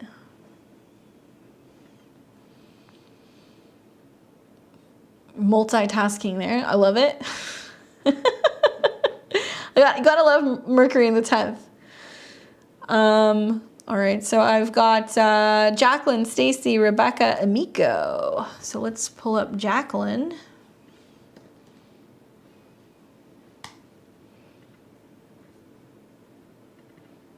Oops. You're welcome. Circle back, feel free to leave a comment on this video and let us know what happened after the eclipse in the squares. I would love to hear. Here we go. We got another one. It's like a Libra rising party right now. Is everybody doing like a fit check? Does everybody look cute and stylish? Because you guys are the main stars right now. Okay, so Miss Mooney, 11/6/88, 4:30 a.m. Libra rising, Sun in Scorpio, Moon in Libra. Let's see what she says. She says, the eclipse will be taking place directly on my ascendant. Any info you have pertaining to the eclipse would be incredibly appreciated. What do you expect? What I should do? What area will be affecting me the most? Thank you. Okay, so, well, the angles of a chart are incredibly important. Probably some of the most important things next to your chart ruler, right? So for you, having an eclipse on the ascendant is highlighting what? Right? Your natal ascendant and the degree. Libra rising, you know, appreciating balance, beauty, relationships, harmony, being diplomatic. So it's going to be highlighting these themes. Keep in mind that the South Node is involved with this. So it is about detaching from the physical self, from the body. Out-of-body experiences can happen here. You want to be really careful. Anything that would potentially make you out of body, so over drinking, partying, drugging, anesthesia, anything dangerous where we could potentially have out of body experiences. We don't want to be doing those things during the eclipse, okay? It is very strong when it's on your ascendant because it's about your personal identity. Now, when this eclipse comes in, it's going to have Venus in the whole sign 12th house, which is going to be about rest, recuperation, healing. For you, this is actually in your Placidus 11th, so it can be putting the emphasis on, being the star of a social gathering, a get-together, a celebration, being recognized by friends.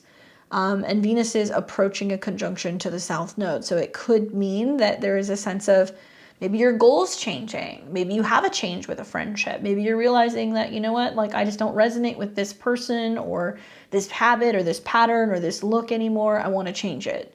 And it'll take a long period of time for this to unfold. So, it could be up to a year and a half when the nodes leave Libra that you look different, you identify, in some different way out in the world.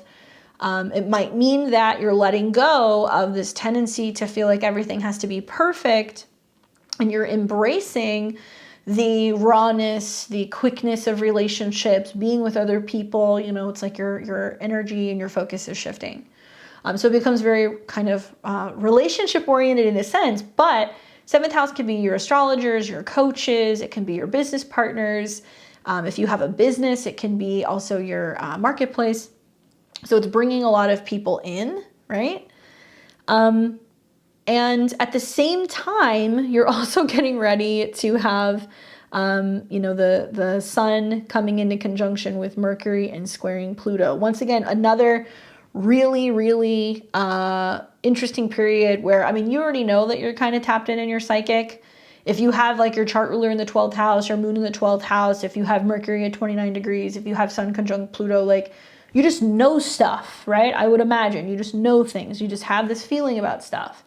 So what's going to happen as these planets swing into conjunction with your Mercury, where you're experiencing a Pluto square, I think it's going to trigger you and make you feel like you want to have intense communications with family members, or maybe you have a feeling that something's going to go down at home or with people on the home front, and it's going to test you in how you respond to some of these situations.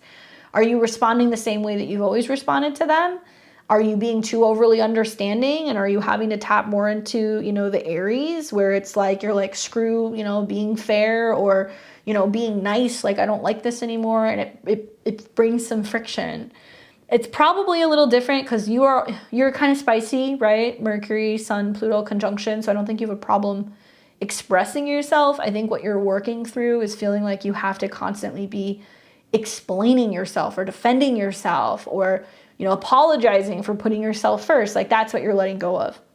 So you might be seeing eclipses in the 7th house be bringing some of this friction with other people. And you're also getting ready to have like North Node come into conjunction with Mars. Like there's a lot of tapping into your inner Aries energy right now. And I think the 7th house Aries placements teaches Libra risings. You have to be willing to go head to head sometimes over things. You can't be too much of a people pleaser or a pushover. Okay, this is also baked into Pluto square your Mercury. Learning not to respond in subconscious ways either, because there's going to be some stuff where like fear's going to get your goat. Pluto in Capricorn, fear's getting your goat. Definitely around the 3rd week of October. So like that 20th, 21st, 22nd, as these planets conjunct and they square Pluto, you want to watch for that penetrating, negative, angry, reactionary talk that can just very easily kind of come up with some of those squares, okay? But what are you changing? And where is this change going on with a major shift in your goals? And, maybe some of these things are changing behind the scenes. I've talked to a lot of Libra risings that are in the process of like going like, yeah, I want to change something about my personal appearance. I want to lose weight, add muscle, grow out my hair, shave my head, like change my style. And it's everything that you're thinking about behind the scenes. Nothing is happening yet.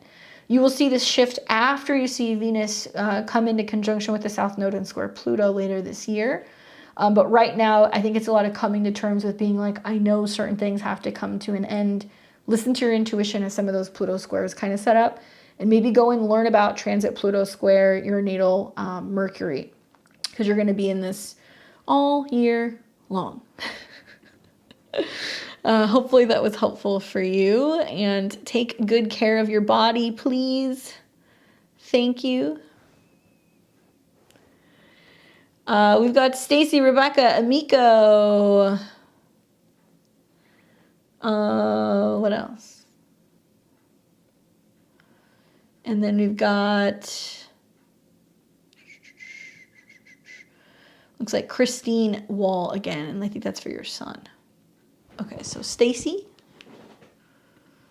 How's everybody doing? You guys doing well?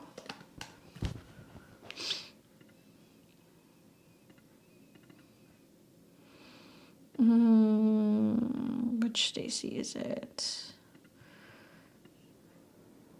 Well, maybe I gotta add a couple of people actually. Hold on. Yeah, Miko, Rebecca. Yeah, well, it's okay. Let's see. Let's see who I have. I could have sworn I had her.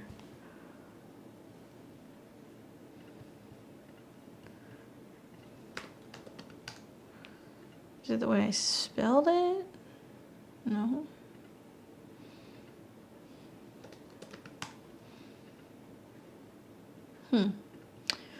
All right.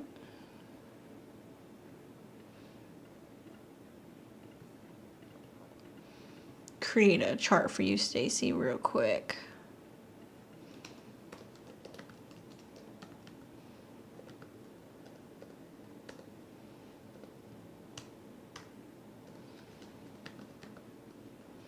San Dimas. That's where my dad's family is from. All right, so I've got you here December 27th, 1975, 9:30 p.m. in San Dimas. All right, so Stacy says, how much more death do I need to be prepared to deal with in this new eclipse cycle? I can't handle much more. My dad and father-in-law passed away in June the same week, and now one of my very best friends just passed away from cancer on Tuesday. I can't take much more loss. Oh, and I was audited by the IRS last fall too. Can you please give me some guidance? I'm heartbroken and really beat up. Stacy, sending you lots of love. That's a lot of stuff to work through. That's a lot of grief, huh? I'm sorry to hear that. So, I remember looking at your chart. It's in here somewhere. I was looking at it earlier today when I read your message, and I was like, where is this coming from? And I did a little bit of like a deep dive. So endings represent, you know, kind of are connected to the 8th house. And this can also be grief. And end of life or burials, especially relating to family, is 4th house. So you've got some eclipses going on, obviously in Aries now in your 8th house. So as of the spring, the North Node moved into your 8th house, where it's about how you personally, Aries, deal with transformations, grief, and letting go, right? 8th. But it's eclipses that are coming close to your Chiron. You're getting ready to have your Chiron return. So it's about healing through grief, loss, and death. You're also going to start seeing the North Node creep up on your Jupiter. So this is dealing with family loss, transformations of home and family. But Jupiter in Aries is the knowledge and the information that you gain from some of these experiences. It can bring inheritance, or it can bring completion of like tax related things. And it is connected to your 4th house. So it can be about expansions within the home and family as well. Now, you're also having eclipses that are then taking place in Libra, so you're going to start seeing the South Node come up on your Pluto, the North Node come up on your Jupiter. This is going to impact you in a financial way, or you and your partner in a financial way if you are partnered. But death in particular, you know, I mean, you still got some stuff going on. When you have eclipses near your Pluto, you're still going to see death themes. Not all of them are physical death. It can be financial changes, home changes, job changes, relationship changes. But I think that for you, it's going to be how death is affecting you and a partner, because you have Jupiter, which rules relationships, in opposition to Pluto. Like, I think it's really important to realize that people grieve differently. Right? There are some people who are like, I'm fine, I'm good. And then it hits them like 6 years later and they never processed it. Then there's other people who just grieve in a very raw, messy, in your face kind of way, and they can't always be aware of what other people need. So I look at your Pluto Jupiter opposition and I go like, are you and your partner grieving differently? Is it causing some issues in your relationship? Is there a need to be kind of vulnerable about the fact that you're having a difficult time?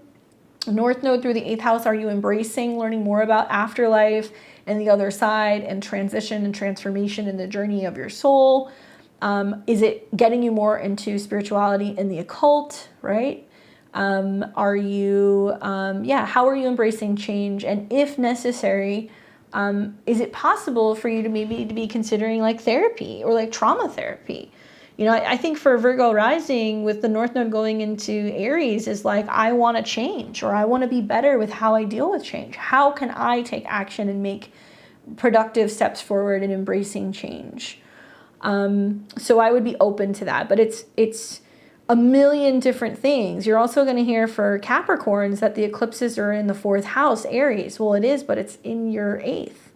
So this is about how your family is changing, how female relatives in your family are going through change, and also the financial and psychological impact that it has on you. And oppositions can pull you apart and make you stronger. So the fact that you have Jupiter in opposition to Pluto, I'm glad to hear that you're able to lean on your partner and vice versa. Sometimes those situations kind of teach you, you know, that how appreciative, you know, we can or we should be for those relationships. I also feel like, you know, Uranus is coming into opposition with Venus. So this is also really bringing up lots of changes in regards to relationships, things that you love, people that you love, you know, things that you have always invested yourself in, because Venus rules your 2nd house. And you have Venus in a sign that is about death and regeneration, Scorpio. So maybe the Uranus oppositions are also bringing that up. And I would encourage you, as you're going through like your Jupiter-Uranus conjunct your South Node next year, learn something new, right? But like it's about tapping into soul information. So you're going to want to listen to a lot of astrology, I would assume. You're going to maybe suddenly want to travel to a foreign land. You're going to want to be learning about art and culture. There's going to be opportunities for you to do some kind of like training or like re-educating that might come up here as well. And that's going to help you embrace some of the oppositions to your Venus, some of this change.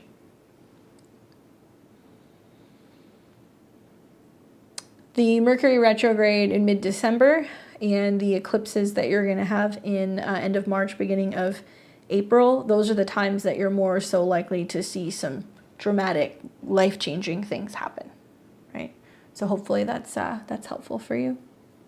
Sending you lots of healing vibes that can be difficult when you're moving through that grief.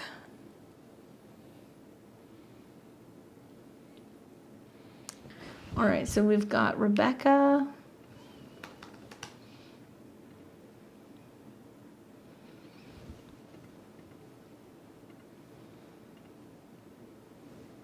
You're welcome. Rebecca, 12681, another Libra rising, Libra moon, sun in Aquarius.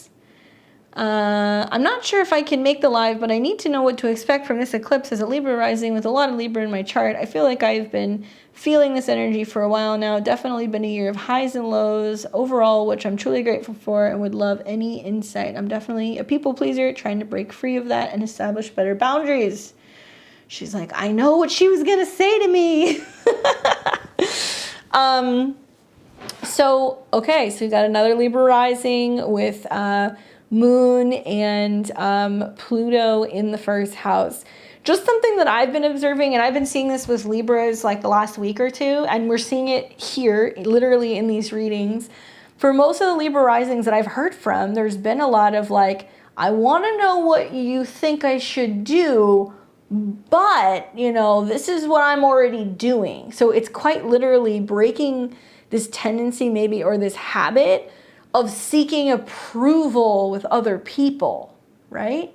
Or it can represent, coming out of being indecisive, right? Libra in the 1st house. I want this. I'm not sure. I want that. I don't know. What do you think? And learning to be more decisive with making decisions. Or if you've been one of these Libra risings, because there are some of us out there that are a hot ass mess with South Node going through the 1st house, and your emotions are all over the place and it's hitting planets, and you're realizing like, this isn't pretty right now. This is kind of messy, and I have to let go of my tendency to people please or this, that, and the other, because it's not good for me. It's not good for the relationship to myself. So it prompts or promotes going to a life coach, seeing your astrologer, talking to, a therapist, somebody who gives you feedback and goes like, forget all that, do this. And like, it's not very Libra-esque, it's going to feel like you're kind of letting go of the need to make everything look pretty and perfect. And you're going to find that like healing is not linear. It's going to be like all over the place, right? So eclipse on the ascendant, major changes with identity, major changes to yourself. You might see this take place over the next 6 months.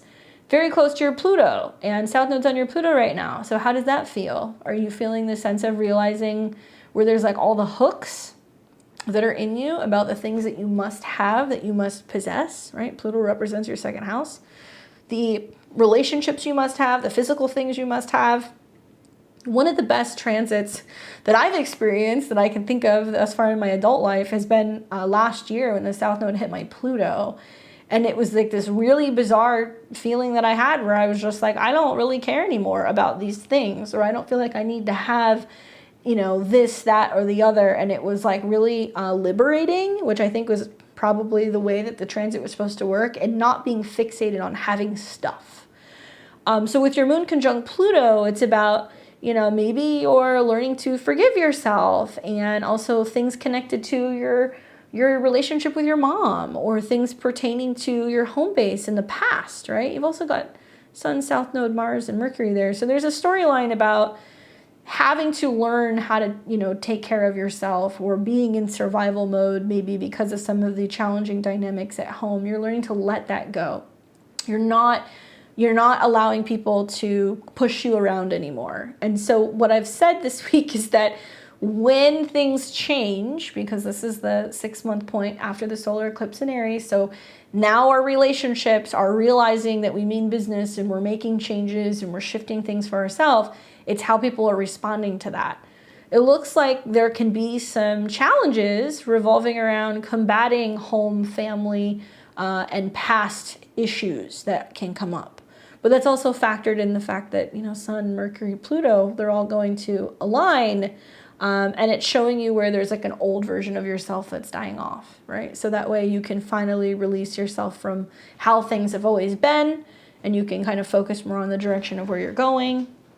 That second eclipse that you're going to have is also going to be, you know, taking place in technically your 7th, going into your 8th house. So this is really highlighting relationships.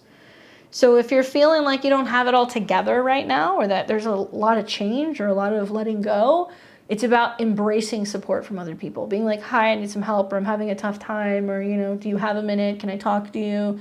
Or, you know, getting a coach, getting a therapist, getting a reading, to help people, you know, help you move through this process of like kind of releasing stuff and letting go. Lots of karmic things that you're cutting through.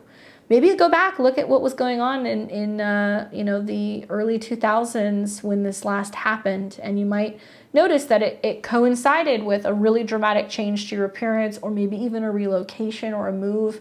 Embracing new things within the home, and also relationships should have come during at that time to help guide you and make some of the changes that you needed to make, okay? Take care of your body, support your body throughout this eclipse, and look for that fulfillment to be taking place next spring when it becomes a full moon in Libra.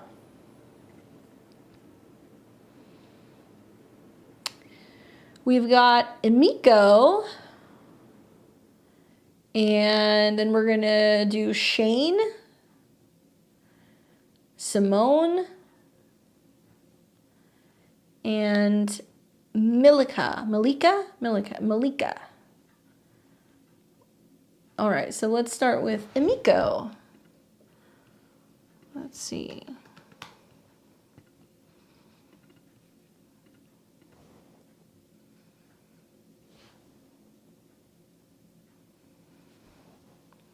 All right, so we've got March 28th, 1990, Pisces rising, Sun in Aries, Moon in Taurus.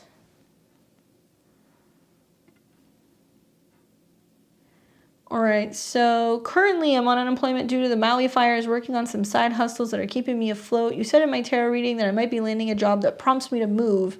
I'm pretty open to moving to the neighboring island, Oahu, but not sure what I should be looking for. My background is in graphic design, but the dream is to be a fine artist, and I absolutely loathed my last design job. So if I do go back, I want to be paid well and working with a company that I align with. Any insight would be helpful. Also curious to know what the energies are for romance. I've been single for 10 years with situationships, but haven't been in one either. I'm in a space where I'm healing relationship with my body, so that's been coming up a lot with the current energies. All right. Well, let's take a look at it. Let's see what's going on. So for starters, just generally speaking, you're in the season as a Pisces rising of being like, yeah, I want to feel like I'm producing, I'm making money. Like it might feel like you're having to hustle right now, but you're going to find that so much of the North Node transit through Aries and the Jupiter Placidus third house is about bringing in more resources and like feeling more self-sufficient. Work, that's an interesting topic because Mercury and as well as Venus has been retrograde in your 6th house. So it looks like that there's been a lot of kind of odd jobs and kind of jumping around a little bit and trying to be flexible. You're going to see probably more stability coming through work-wise after this eclipse in Libra, which is about helping bring money in. And as you get into Capricorn season, so when you have an exalted Mars and Sun and Mercury, the second half of December going into January, that can be a very strong time when Mercury retrogrades and you return back to work.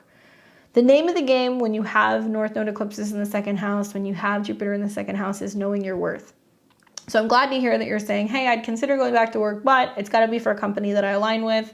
I'm not just going to do something that I don't enjoy.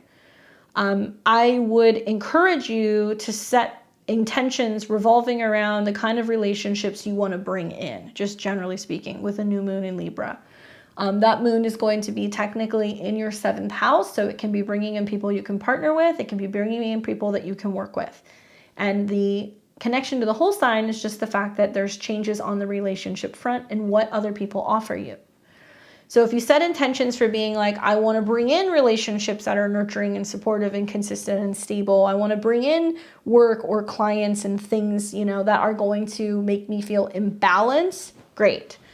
Because you'll have a ton of planets like Sun, Mars, Mercury go through Scorpio in your 8th and oppose Jupiter and Uranus. This is about really paying attention to who your audience could be, or if you have like a client-based business, or if you know that you're in a particular type of work, really knowing what you want to charge and really creating almost like a need for what you're doing, right?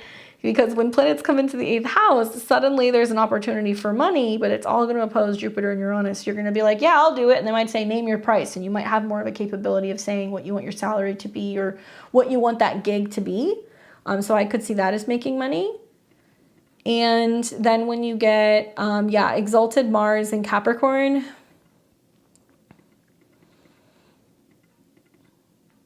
and a Mercury retrograde. So then 2nd half of December through the new year, like if you were going to go back to like a graphic design job or something that you used to do, it would probably be then.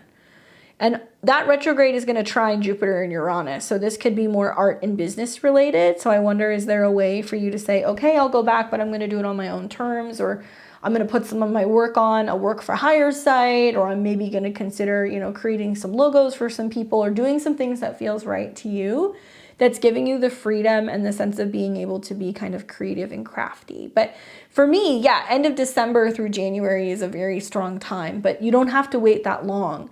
Just know that most of the money is going to come from kind of driving a hard bargain with people and telling people like what it is that your hourly is, or negotiating with them if you want to do something that's like on a case-by-case basis. If they need some kind of graphic design work done, you could just give them the price flat out. So maybe give people the options and be like, I can, do it for this price, or I can do it this price hourly.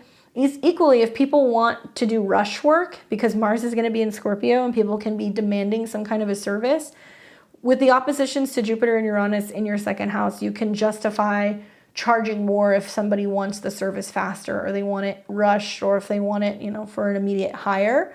So you may play with being able to maybe sign up for services or websites that allow you to do some of that quick turnover work if you want to make some extra cash. And then you'll see that, in this next year, there's going to be a lot changing revolving around your living situation, because in the new year, the North Node conjuncts Mercury. If you move, it's because you decide to. If you relocate and you go back home, it's because you decide to. Although I don't see you doing it against your will, you may consciously decide to come and visit family or relocate summer of next year as Jupiter goes into your 4th. And then watch for that eclipse on your moon. That's good for money, but that's also an indication that there's a move on the horizon, and that'll be closer to the 28th of October. It'll be a lunar eclipse full moon in Taurus, conjunct Jupiter. So this could be good news for home, moving, as well as money. And you might get some chunk of change. Hopefully that's helpful for you. Thank you for your patience. I appreciate it. All right, so now we've got, this is for Christine, but it is for Shane. So Christine got the reading, but it's for Shane. So let me open this up.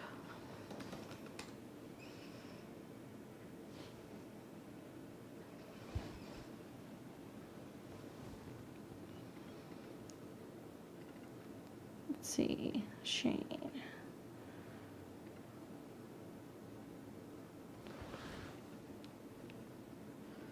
Where is that wall?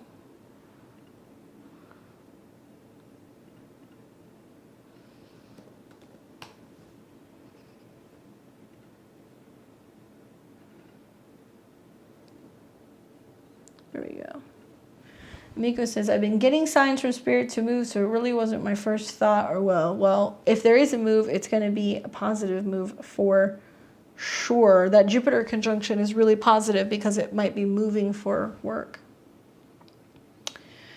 So we've got Christine getting a reading for Shane. Oh, your daughter. Okay. August 29th, 1999.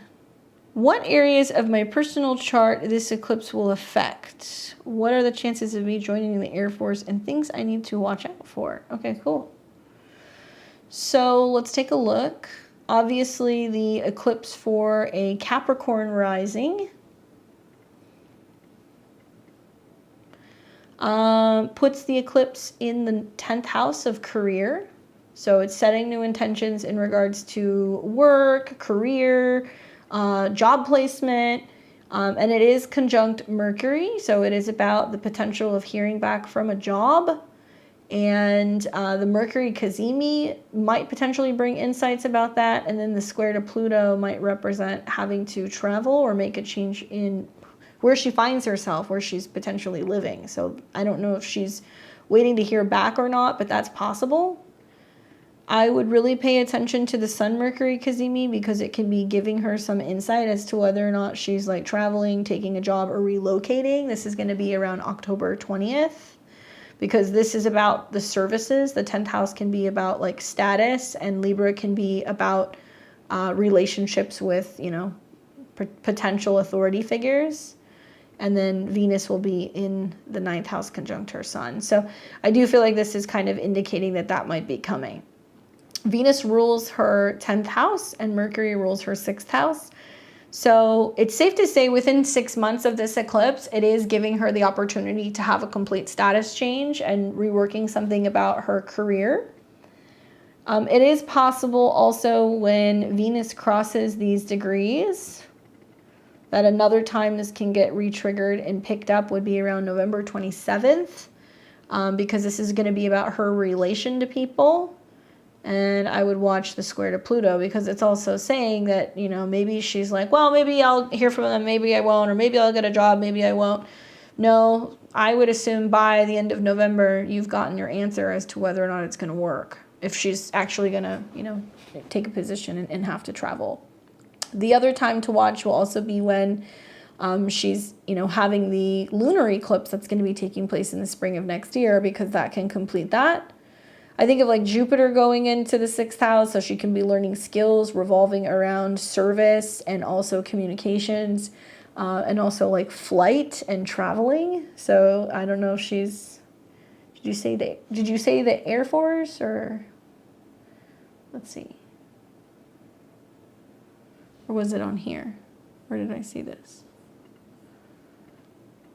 Maybe, did somebody say the Air Force? I could have sworn I read that somewhere. Yeah, okay, in the Air Force. Okay. So, yeah, I do feel like if it's not now, Then when she has Jupiter going into her 6th with the sun, around May of next year, that could also be a time where she potentially has a change in job, and that's what she's doing. But I do see that being positive. Whatever it is, it's going to cause big changes on the home front, because where she's setting intentions in regards to her work and career, 6 months later, she's going to have the full moon that's going to be the solar eclipse that's going to be taking place in her 4th. So at the longest, I would assume maybe like April through May of next year is when she may take a job and move. It can take that long for that to fully manifest, but you got to see what happens around these squares, and the squares to Pluto is what she is and is not able to change. So I'm also wondering, is she realizing like, oh, it's going to significantly affect her appearance, or maybe, you know, she's going to have to change something about her routine, how she's dressing, how she carries herself, right? So it's like, oh, I'm going to be going through some kind of a transformation if I'm, you know, jumping into this type of work, and how she's processing and dealing with the change.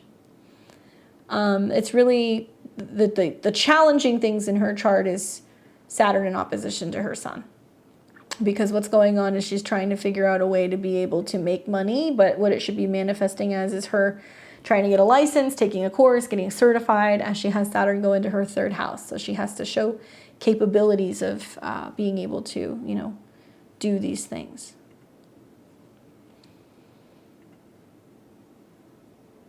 Hopefully that is helpful for you.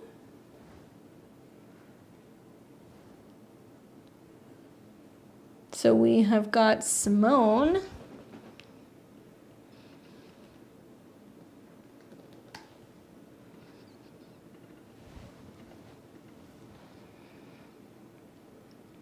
Let's see what Simone says. Okay, January 11th, 1987, 6:35 a.m., Port of Spain. All right. You're welcome, Christine.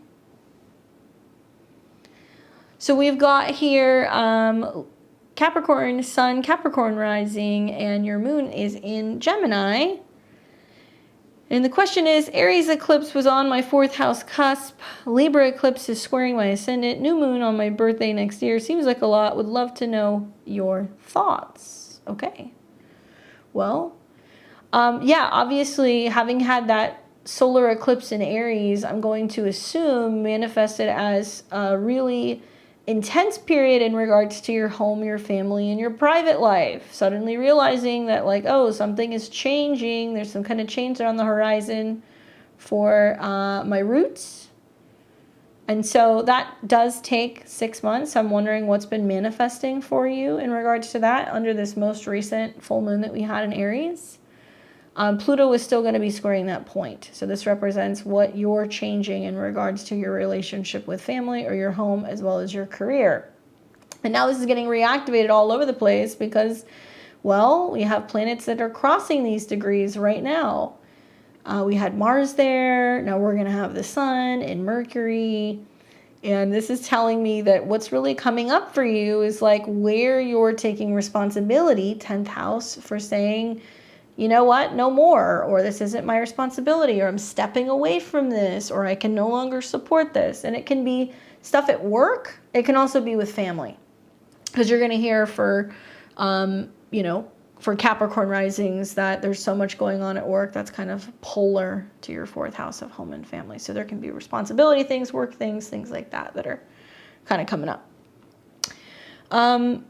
What do I think? I mean, I feel like I believe that everything that's been changing on your home front, probably spring of next year, I think about like the Sun going through Aries, Mars going through Aries, eclipses in Aries, you're going to realize why relationships, career, status things are changing now. Like they're changing now because you're going to be either living or in a completely different dynamic home-wise next spring. Oh, there she is. I moved away from home and finally settling in. Cool.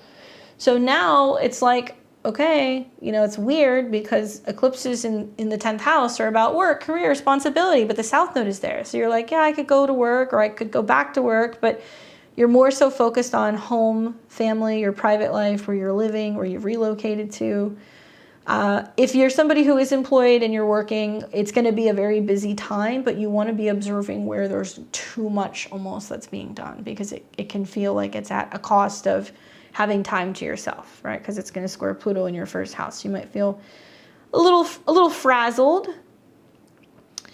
And then you were also asking about it squaring your ascendant. I mean, yeah, you know, I think that the fact that the eclipse is coming in technically in your ninth, squaring your ascendant, is maybe putting pressure on you in regards to like getting the travel bug, you know, wanting to get out and about and going somewhere. It can potentially be bringing up some issues for you where you're questioning your beliefs, or you're questioning relationships, or what you believe about relationships. Libra in the ninth. And then the new moon that you're going to have on your birthday is awesome, because, you know, that's basically saying that you get a fresh start. So definitely set a lot of intentions with that new moon. It's closely aligned also with your ascendant. So for me, January 11th is like your New Year's, right? I would tell everybody New Year's is not really like, it's like the dead of winter, at least here in the Northern Hemisphere. So that's why I think a lot of our New Year's resolutions don't stick. You want to set intentions with the new moon in Capricorn in January, or you can do something like around the winter solstice, or you can do something around the new moon in Aries. But this is awesome. Like, it's conjunct your sun, which is about personal change and transformation, and your ascendant. So it's not often that you get a new moon on your sun and your ascendant. It's a little unusual. So this is the real clean slate, starting over, fresh start that you're going to be initiating. And it's very strongly tied to your beliefs, how you communicate, learning to be more sufficient in how you're handling your resources and your financial habits, and also like self-esteem stuff. Because I could see like Saturn being tied to the whole sign third is like, you know, telling people like, I'm not, you know, I'm worth more than this, or I need more than this, or this is, you know, what I'm agreeing to or not agreeing to. It could be some tough love with some siblings that can come up there as well. I think you're going to see that through your eclipses anyway, but you might already know that. If you have Mars in the North Node in the third house, there's some intensity that you either have with a male sibling, or it might represent like traveling more or needing to make a change in a car. Okay, but that one's extra potent, especially because Saturn's direct. That's really why this is a much better moon for you, and Saturn sextiles Mars. So yeah, definitely set new intentions with that new moon.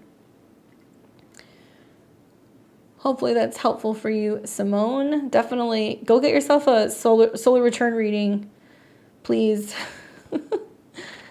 All right, so we're down to some of the last people. So we have Denisa, Malika, Siva, Tara. Is Tuan here? Tuan? Or Julie? Or Brittany Kelly? Any of these people? If I called your name, I need your info. So especially Tuan and Brittany, I need your guys' birth information. So let me plug some of these people in really quick. Thank you guys for your patience. Oh, I think never mind, we got you. You're pouring light. Okay, my bad. So we've got Malika. Some of you guys came in a couple times. That's okay. All right, so Malika, am I saying this correctly? You're welcome, Simone.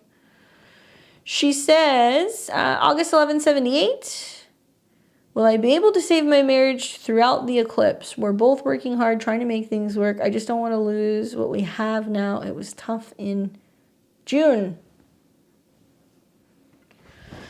Yet another Libra rising. Well, what can I say about this? For me, I think, you know, I look at Venus having gone retrograde over your sun for the last couple months.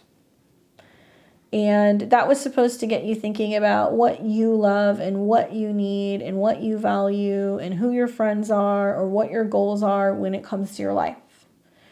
And so now that that retrograde is over and Venus has dropped into your 12th house and it's opposed Saturn, there's become this awareness of being like, oh, relationships aren't like butterflies and rainbows, like it requires sacrifice. And there can be a sense with Venus in the 12th house that you can be doubting or feeling insecure about the future of a relationship. An eclipse that's coming in on your ascendant, that's technically in your first house, is going to represent what you are releasing and kind of letting go of.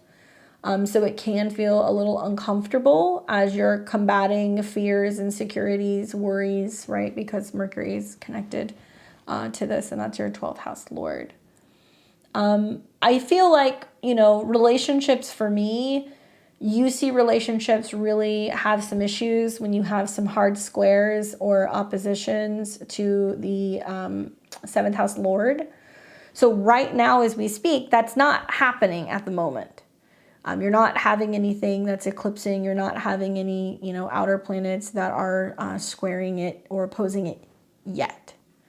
The North Node eclipses in the 7th is about fighting for relationships. And if that means you have to fight through things, or if that's, bringing up some Chiron related things that need to be healed, but also working on the relationship with yourself. And I think I can speak on behalf of myself and a lot of other Libra risings. Some of the frustration that's coming up are over things that we know we should be changing, or we know we should be letting go of, or we know that it's not serving us. And so we can kind of get agitated with the dog, the partner, the family members, the neighbors, the roommates, because it's all ricocheting off of Pluto in the 4th house. So it's a frustration of things that we aren't dealing with.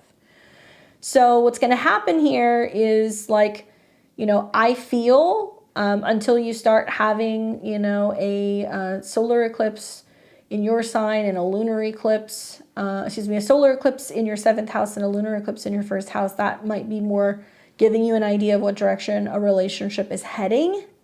So that's going to be next spring. And that one will be in March of 2024, the 25th. You'll have an eclipse on your ascendant, which is completing a cycle for you, conjunct Mars. Mars rules your 7th house. So if it were me, I look at this and I go, hey, I don't necessarily think you're calling it quits yet. I think you guys are really working on things, at least all the way up until the spring. And when this eclipse happens and it activates your Mars, and Venus and Saturn are in the 6th house, which is where relationships end, perhaps maybe the end of March, beginning of April, if you guys have to call it quits, it would be then. This is a big if. Where my readings differ from other people is I can tell you what's likely to happen, but I believe in free will. So, I look at this and I go, as a Libra rising with all that Mars, Pluto, Venus, you are learning to let go of fear in relationships, jealousy, possessiveness, because you have Mars, Venus, and Pluto in close proximity. Okay? Or too much togetherness, or too much people pleasing, or, too much codependency. The North Node eclipses are activating something in your 7th house where your partner is becoming more fierce or more independent, or they're changing in some way. And so there is a sense of having to learn to work with that. Anyway, when do I see outer planets doing things? Well, outside of these eclipses in the spring, okay, what I'm really looking at is Saturn and Neptune are coming up on your descendant here pretty soon, in a couple years. So specifically in right here, it'll be in spring of 2025. Neptune will go into your 7th house of relationships. Saturn will be there, and it's starting to oppose your Venus and your Mars. Which means, if you let things simmer for a couple of years and you don't work on them, and you're not working through them, and you're not consciously checking in with each other and doing what you need to do in a relationship, you could have bigger problems. You could. But Saturn and Neptune in opposition to, your Venus and your Mars is, most likely going to be a time where you're still probably going to be working with a therapist, or there is a sense of having to kind of check in with your partner a little bit more. Nothing in your chart is screaming at me that the relationship is ending. You've already come out of Uranus in opposition to your sun, your moon in natal Uranus. Perhaps part of what you're feeling is that Uranus is still squaring your sun. And this brings lots of challenges in regards to your relationships with men, and also bringing out your true feelings in regards to what you need in relationships, in a sense of like intimacy, 8th house, and also goals, and like learning to have more fun with your, your partner. But the eclipses in the spring are what I would be more kind of looking at. Right now, it's all about what you can change, not other people. Hopefully that's helpful, giving you a little bit of food for thought. Look at those ones in the spring. Maybe consider, getting a reading, especially knowing that that's like coming, because that's when I think you're going to see more changes in relationships or potential separations. Potential. Pluto's also on your Juno. So it's like, it's saying that there's a transformation going on with a relationship and a commitment. You've got Chiron in the North Node in the 7th house, where there's some stuff going on where you're getting wounded in a relationship. It's opposing your Pluto, so you're recognizing where there's been patterns of relationship toxicity for a while that you've kind of carried with you, that maybe you're realizing is like never really left. And then, yeah, Uranus square your sun. So there's a number of things going on all at one time. And to me, it's screaming, embrace something that's new. And yeah, I hope you're working with a couples therapist, quite frankly, because that can be the key with that North Node in the 7th house, or a therapist on your own to help you kind of work through some of this stuff. Hopefully that's helpful for you. All right, so we've got Siva. Let's see. I know I've got you in here. Siva Kumar. Libra rising. Everybody's cashing in. All right, so 4 degrees Libra rising. Having an eclipse at 21 degrees in your Mercury-Uranus midpoint. Wow, wow, wow, wow. Let's pull that up here. There we go. So Mercury rules 12th house, foreign lands, subconscious, beliefs, dreams, intuition, travel, higher purpose. I could see a lot of Libra risings that are doing a lot of prayers and praying and religious or spiritual practices over this next month. Whatever it is that you practice or believe in, doesn't really matter, but that can be helpful. And for some people, it's going to be, just sitting in silence. For other people, they might be reading the Bible, or they might be, reading scripture, or, religious texts or spiritual texts. That can be really helpful to help settle the mind, because that eclipse is going to be in between your 12th house lord and also Uranus, which is your 5th. So this is about hidden talents that come in, intuition that comes in. Maybe you have a hunch or a feeling about how to navigate a situation with your son. It can also be about being more creative when it comes to maybe expressing yourself, right? But midpoints are secret little points that are jam-packed with all kinds of things. So that eclipse in the 1st house in itself is already going through a personal change. But with the South Node being factored into your Mercury and Uranus, it's like you're going to have to probably remind yourself to take time to stop and ground your energy and take a breath. Breathe. Libra needs air, or it needs to move around. It needs to kind of get loose and be kind of free. She says, my pet is dying. It's been a very hard time since my birthday. I'm sorry to hear that. Perhaps, obviously we never know when these things are going to happen, but Mercury does deal with small pets and animals, and Mercury conjunct Uranus is where you're recognizing, how much you love something.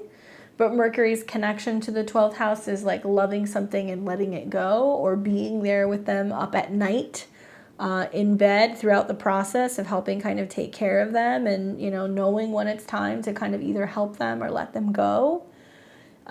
Uranus can be shocking and surprising, and you're going to start to see these planets come into a square with Pluto. So it's about how you're embracing or dealing with grief or loss.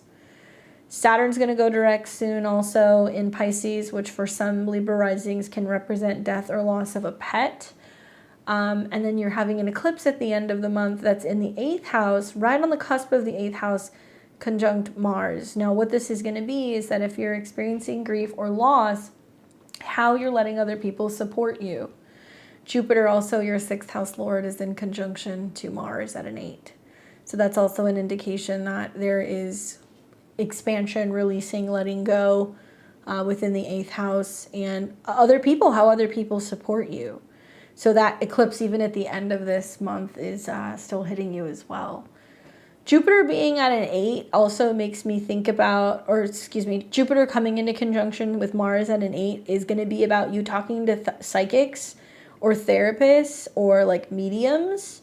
It may also be where you're learning a lot about death and loss, and learning how to express to other people when you need help or when you need support, especially emotionally or psychologically. Mars retrograde is interesting because I feel like it's activating with your Mars retrograde some kind of karma pertaining to grief and loss and death. And so Jupiter retrograding over it is like bringing that up, and you might be somebody who carries that physically in your body because you've got Venus in the 2nd. So I think it's important to also like not hold back, to like really properly take the time to grieve and like open yourself up and like talk to, you know, partners about how things are making you feel, and like be able to more so move through that, and having somebody kind of hold your hand and support you, you know, as you're saying goodbye to your pet. That's a really hard thing to do. I do believe that the energy is very different as we're getting into November, you know, as we're coming out of the eclipses, and then we see Venus come into your sign, and we're going to see a little bit more support with planets that are going to start kind of sextiling and making better aspects to your ascendant. You will start to feel things shift in about a month, but it's going to take you until about mid-November for that shift to happen. And it looks like for me, you entered an annual perfection year 50, so it's a Sagittarius year. So Jupiter is your time lord. So this is about how you are handling, communicating, and talking, maybe about loss, changes, transformation, travel, or grief. And it is very possible that this is coming up for you a lot in the month of November. So you want to watch Jupiter transits because Jupiter's your time lord. Maybe when you have planets enter into Sagittarius as well, there's going to be a lot of action going on there. Sending you lots of love as you navigate this difficult time for you and your pet. All right, so we've got Tara. Is Tuan here? I keep asking. Tuan, are you here? No? Okay, so unless I hear from Tuan, also did Brittany pop in? Tuan, Brittany? Let me plug a couple of these people in. We're almost done. Thank you guys for your patience, especially those of you guys at the end. You guys are the real MVPs.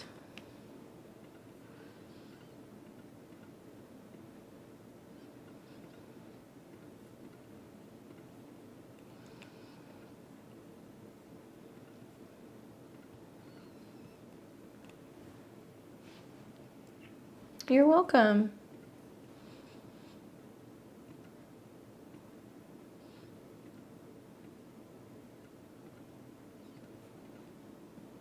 So weird. Why will that not copy?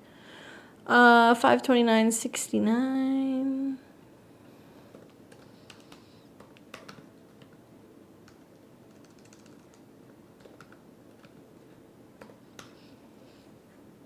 This is for Tara. 1:02 p.m. Mount Vernon, New York.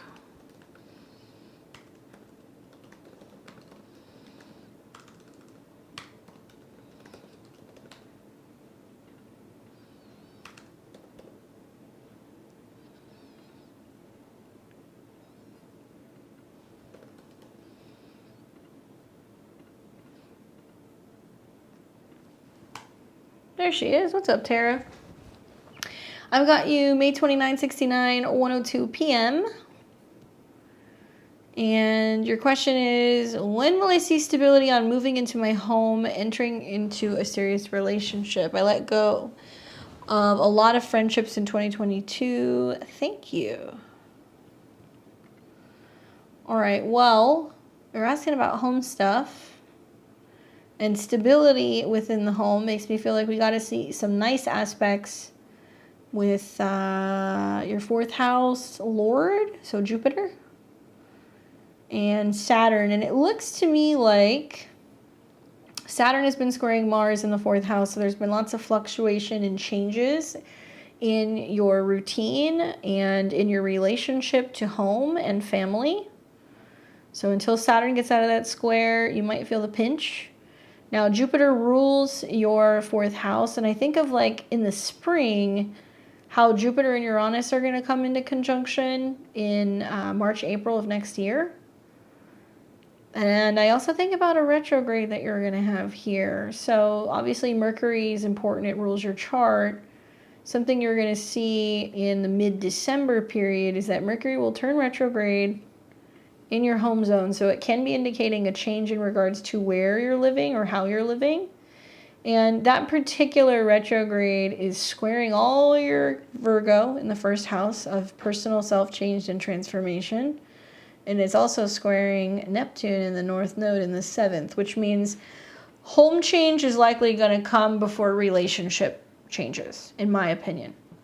You do have other things working in your favor right now. The North Node in conjunction to your Venus, being open to a deep, passionate love and relationship. Venus, Aries in the 8th. You've also got Saturn in the new year that's going to come into conjunction with your descendant. You'll start seeing the eclipses in Pisces next year. So for me, it's like getting a home in order, especially the end of this year. Hopefully and likely getting more so settled come the new year once that retrograde is over and Saturn's coming out of a square with your Mars. So new year for living situation, relationships and dating, I could definitely see taking up more January on. And then you're going to want to watch when Jupiter conjuncts Uranus in April. That can bring traveling or meeting somebody at a distance. And you're also going to want to watch the end of next year when we have eclipses in Pisces. That's also big for relationships, specifically around mid-September of 2024. That will be an eclipse right on your North Node, which is about committed relationships, but it's going to square and oppose other things. So it's a lot of, if a relationship comes together, it requires you to make some changes, either in regards to where you're living or your status, or maybe you're meeting somebody at a distance. I would caution you to be careful with people who you're meeting, because Neptune's conjunct your North Node, so there can be some people who can come into your life that like look really good, but then you get to know them and you're like, oh, something's off here, or there can be mental issues, there can be drug issues. And then we're going to see Saturn hit your descendant, and then you're going to have your North Node return. So sometimes when the North Node comes together with Neptune, somebody strange and mysterious shows up, or it can be that something suddenly disappears. So we want to be really careful, you know, the next 2 or 3 years with people you meet. Suss them out, make sure, you know, it's a good match, make sure that you're seeing them clearly. Not only will this be taking place during your nodal return with your North Node, Neptune conjunction, but it's going to oppose your Pluto, Jupiter, Uranus. It's almost like you're going to have to let go of wanting to control how this relationship is going to play out. And you're going to realize that somebody's going to come into your life that's helping you stabilize more your home base. And it will require you to be a little bit more adventurous or more willing to make changes in your status out in the world. Maybe saying, hey, I'm in a relationship. Maybe it's some job changes. But I look at how Jupiter's going to square all your Virgo and also all this Pisces in the next 2 years. And while new opportunities are on the horizon with career, it's going to require you to make some changes and be flexible on the relationship front. Relationships are going to put the pressure on these career and status changes out in the world in the best way.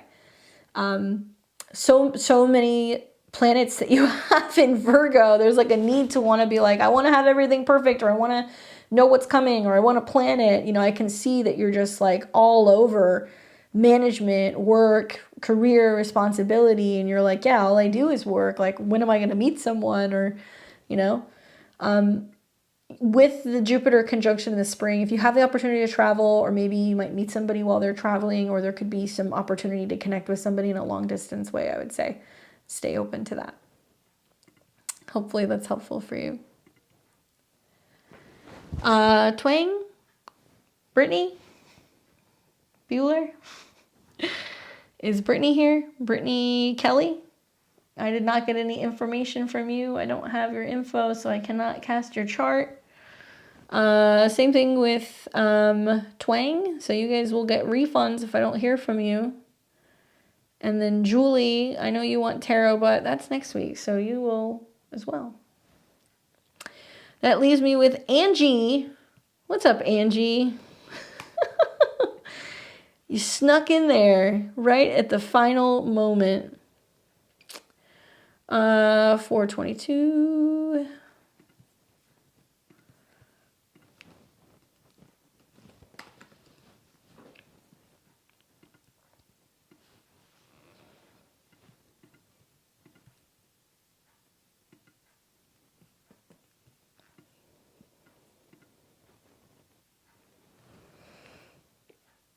You're welcome, Tara.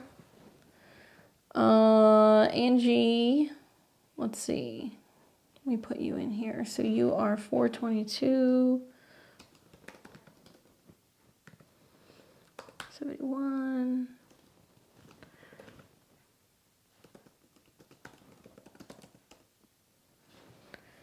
And are you a level 3 member?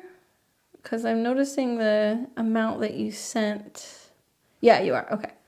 I was like, what is this? So you are April 22nd, 1971, 11:58 p.m. And that was in Portland, Oregon.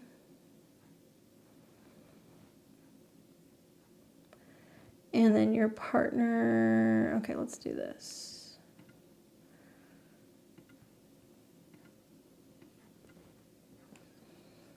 And then partner.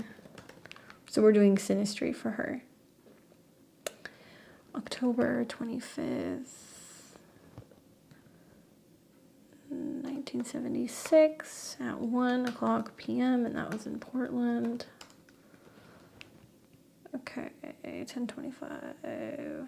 There we go. Okay. All right, thank you. Okay, so Synastry for me and my partner. He has so many issues with negative thinking communication style with me that I almost didn't marry him, and we broke up, reconciled over the Venus retrograde in Capricorn 2021. This 10/28 eclipse coming up is going to be huge for us and hit all of his Scorpio, Libra, Mercury opposite each other. Sun's also opposed. You see things getting better with our communication. He's been trying. Not sure if these eclipses will help or hinder. What's up, Enchanted? Hello. All right, so let's take a look. So first of all, Cap rising. All right, you are experiencing eclipses in Libra, so it's going through your whole sign 10th house of status, career, relationships. And you are having eclipses that are taking place in Aries, which is about home, family, that kind of stuff. All right, so the eclipse that's coming up in Libra is relatively close to your midheaven, so you might see the effects of it changing something in regards to your status, but also education, travel, learning opportunities as well. And Venus at the time is going to be in Virgo, so I'm wondering how things have been going with the most recent Venus retrograde. Venus has been retrograde over your South Node, so you've already been in the process of cleaning things out, detoxing issues with attachments, things maybe that you're fighting over, that kind of stuff. For you, the moon is the ruler of your 7th house, and the North Node's coming into conjunction with Mercury, Pallas, Chiron, the moon. I'm going to be honest with you. It is bringing out through strife in relationships where there's some wounding revolving around like relationships with others or communication issues, maybe things that pertain to home and emotional patterning and experiences that you had while you were a kid, right? Because the North Node's activating that. And it's trying to get you to think about how you can have more freedom and be more assertive when it comes to your home, right? North Node in the 4th. Okay, so that one eclipse isn't all that gnarly. What's really going on is that you're going to have Sun and Mercury square Pluto. And it means that you're not going to be doing well with feeling like there's combativeness either in the office or in regards to like a partner telling you what to do. And then the second eclipse is going to be, you know, in Taurus conjunct your sun, and it's about you kind of putting yourself first, more or less. Okay, so then when we put the partnership here and we look at what's going on with Cap Rising, and correct me if I'm wrong, but you guys are both experiencing Pluto square your sun at the same time. And I've counseled relationships through that square, and that's a difficult one because you're both going to have to take into consideration where Pluto is squaring your sun, which is going to cause issues with authority, and it's also going to cause issues with men, father figures, ego issues come up. So for you, Pluto's still going to be in the first house squaring the sun, which means it's about you having some intense exchanges maybe with a partner, a man, or there can be some challenges revolving around how you guys are discussing home responsibility and maybe like finances. Pluto rules the 11th house of goals for you. And so the fact that Pluto is squaring the sun is like you're probably feeling like you want more romance, you want more fun, you want more, you know, creative time, and maybe that's what's emerging with that square. And for him, he's having Pluto in the first house square the sun. So he's having to learn not to be an authority figure or not to be telling people what to do. It is going to kind of combat and ask him to make changes rather than feeling like he has to kind of boss people around. I mean, he's got like a stellium connected to his 10th house, so I can say that. And this is really significant because Pluto's squaring his nodes as well. So this personal change that he's going through is difficult. You talked about him having like issues with communication and like negative thought patterning that comes up. You know, you are seeing eclipses happening in his 3rd house, which is he's going to start having more communicative type outbursts about what agitates him or what bothers him. You want to encourage him to like go for a walk, ride a bike, start journaling, moving around, because Aries for Scorpio is relating to health. And this is about how the frame of his mind and like agitation and frustration that he's not dealing with can affect his health, right? Relationships are also ruled by the moon. And Saturn is or has been squaring Venus in his moon. So it's been creating some challenges in regards to relating to a partner. I'm going to say this, and I've said this before, I feel like endings relating to relationships are more the 6th house. So I think about, you know, what's going to go on here when Jupiter goes there next year. Does that mean it has to end? No. But I can see with both of these charts, it's like he's supposed to be, you know, focusing more on making personal changes, and you're supposed to be focusing on making changes within the home and like feeling good about how things are going in the home. So if it means that there's combative stuff going on between the two of you, the truth is somewhere in the middle. Could the relationship be better if he was communicating better? Yeah, but your chart talks a little bit more about you embracing having peace and, you know, comfort and having serenity at home. And if you're not getting that, how you're able to you know, be working on things creatively or making changes in relationships if you feel like something isn't really feeling fulfilling any longer. So both of you guys aren't going to be seeing, you know, that Jupiter transit until next year.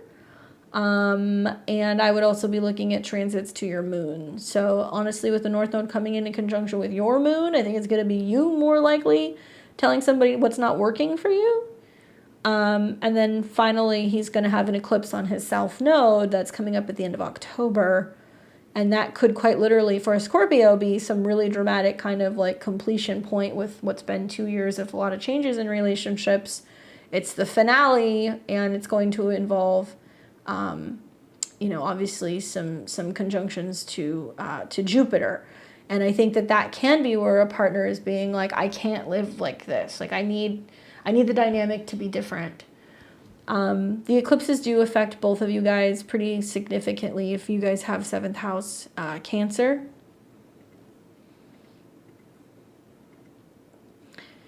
And this is your midpoint here. So together you guys are Cap Rising, Sun in Aquarius, Venus in Aquarius. Moon in Aquarius. Such an independent chart this is. It's like both of you guys are like fierce. You know, both of you. Saturn's the ruler, and you have Saturn on the descendant, which means it's about teaching you guys both a lot of lessons. It can be glue. But I think about in this next year how Pluto will come into conjunction with the Sun and Venus. Whoa. That means that the relationship must evolve and it must go through a personal period of change and transformation on both of your sides personally. Like a lot of working on yourself, self-love, learning to be your own best friend, letting go of tendencies to want to tell each other what to do, and like really kind of working on yourselves so you can be the best version of yourselves for relationships.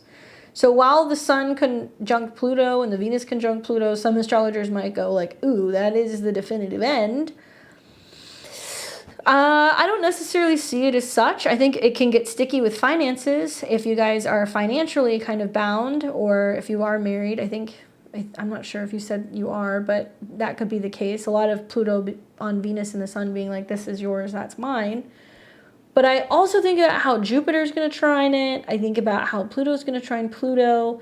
And this has the opportunity for renewal, in my mind, if you guys are willing to do it. Like maybe both parties need to be, you know, separately working with a therapist or a counselor or a coach, right? That could be very Pluto in the first, where you go through that personal transformation so you can come back together.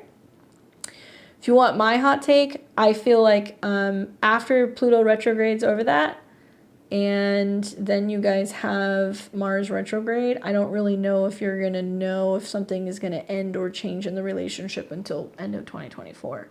I don't think this is the end. But a Mars retrograde in your 7th house and Pluto coming for your Sun Venus, I'd be less consumed with right now. I'd be more like actively doing the work for this next immediate year on yourselves, so both of you guys are holding yourselves accountable for treating each other better. That's kind of the feeling that I'm getting looking at that. And it'll come down to communication. Sun and Saturn and Neptune will come into a square with the nodes, which means, you know, are both of you guys just talking at each other? Is one person not listening? Is the other person completely emotionally exhausted because they're trying to get the other person to do the work, right? That kind of stuff. Hopefully that's helpful in giving you some insight. As a reminder, so I've got Brittany, Tuan, and Emma at the beginning of the reading. I never found out which Emma it was, so I was not able to get you your level membership. So if you're watching this and you're like, what about me? Come back in 2 weeks. I'm happy to do the reading for you. I'm sorry, I'm not sure which one it was. And that looks like I got everybody. Whoa, hello.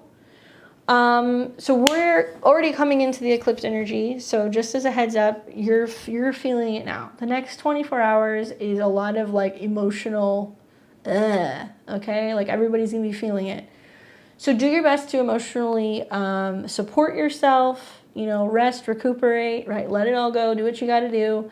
Know that there's more purging and clearing out we're gonna be doing next week. Definitely watch my Astro Weather on Sunday. I talk all about the Mercury Cazimi squares to Pluto, how we learn how to communicate better and not feel like we're giving people like ultimatums, right? And we're gonna learn how to communicate a little bit nicer and become aware of where we're having some of these kind of shadow issues, shadow work that's coming up, pressure that's coming up subconsciously in relationships.